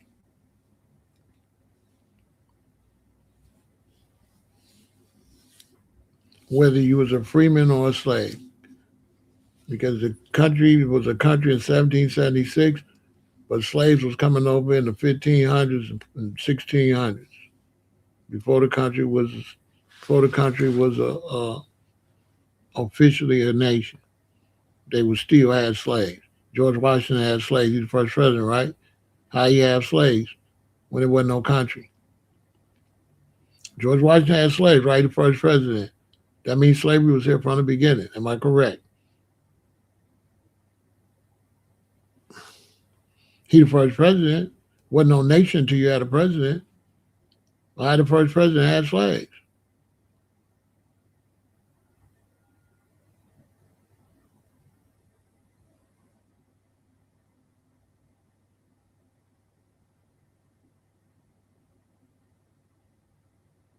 Exactly. It's just foundational in the front. But George Washington had slaves.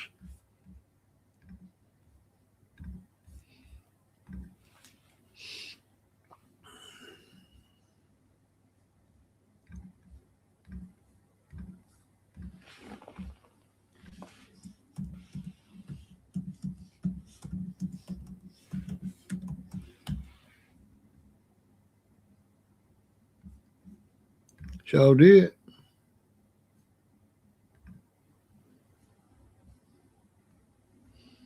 And we fought in the Revolutionary War. That's the first big war. So all the confusion is crazy to me.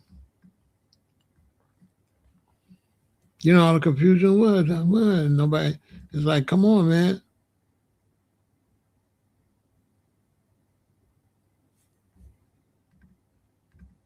Why is there so much confusion?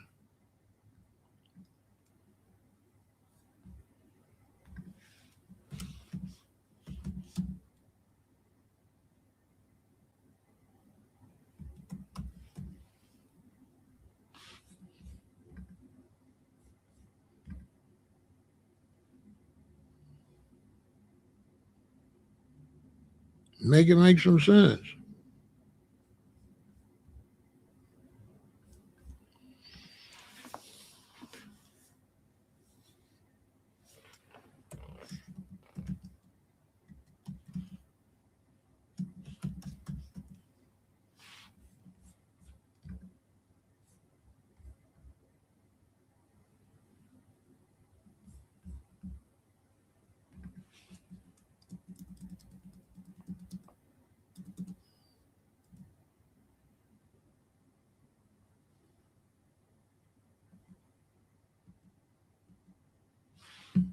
You can look it up. You'll see all the soldiers. You know, we've been fighting the whole time. So I hope y'all learn from this. I don't know what's up with this lady. I don't know. I don't know. I don't know why she just brought more heat on herself. But get her out of here. Fire. She should be out of office. She helped influence the takeover of that city, ruined that city, stole. And because of her and others, you know, billions of dollars have been stolen and a lot of money been sent to Somalia. And there's no coincidence that she's a Somalian and the place is overran by Somalians. And I think she's gonna end up being arrested. And I believe that the governor is gonna end up being arrested too. Definitely. They was in on it. It ain't no way. It ain't no way that much money. It's impossible. There's no way that much money came out that state legally, illegal money through the system. And the governor didn't see it, and she's a legislator, she don't see it, and it's her people doing it. And it's just a coincidence that you're the first female legislator in that state, and you're Somalian, and Somalis robbed the whole state. That ain't no coincidence. She was the way for them to get in there and do it. And then got the nerve to stand up in there hollering and screaming like that when you guilty. Girl, if you don't shut up, she all in there hollering. You know what I'm saying? And she one of the main ones that done let her people overrun a city and a state in the United States. And what they'll do, they ain't gonna let nobody, no more foreigners do that. Watch what I'm telling you.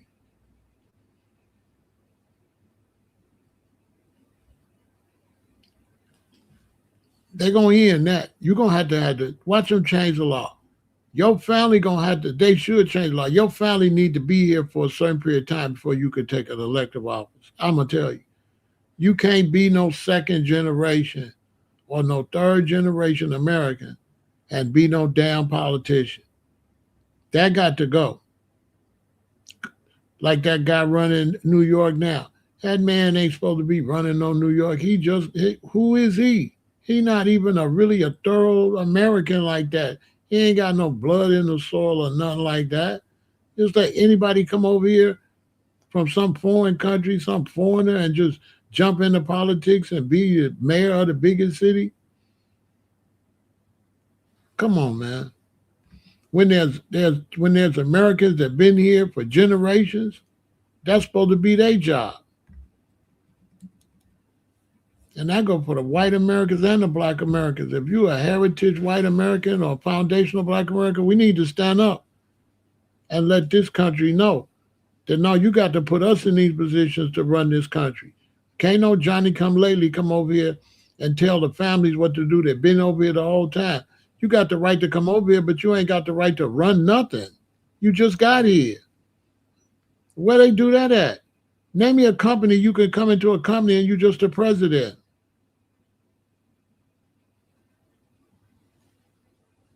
Where you do that at? How the hell you come from a refugee camp and now you run the country? Make it make some sense.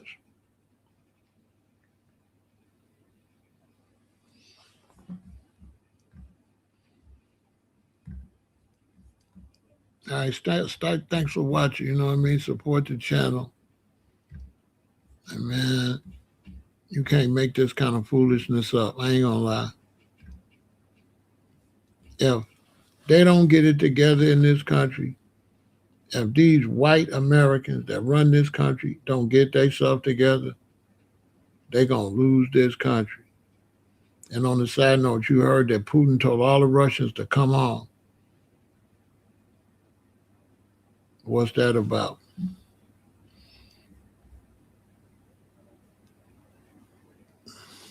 Victory.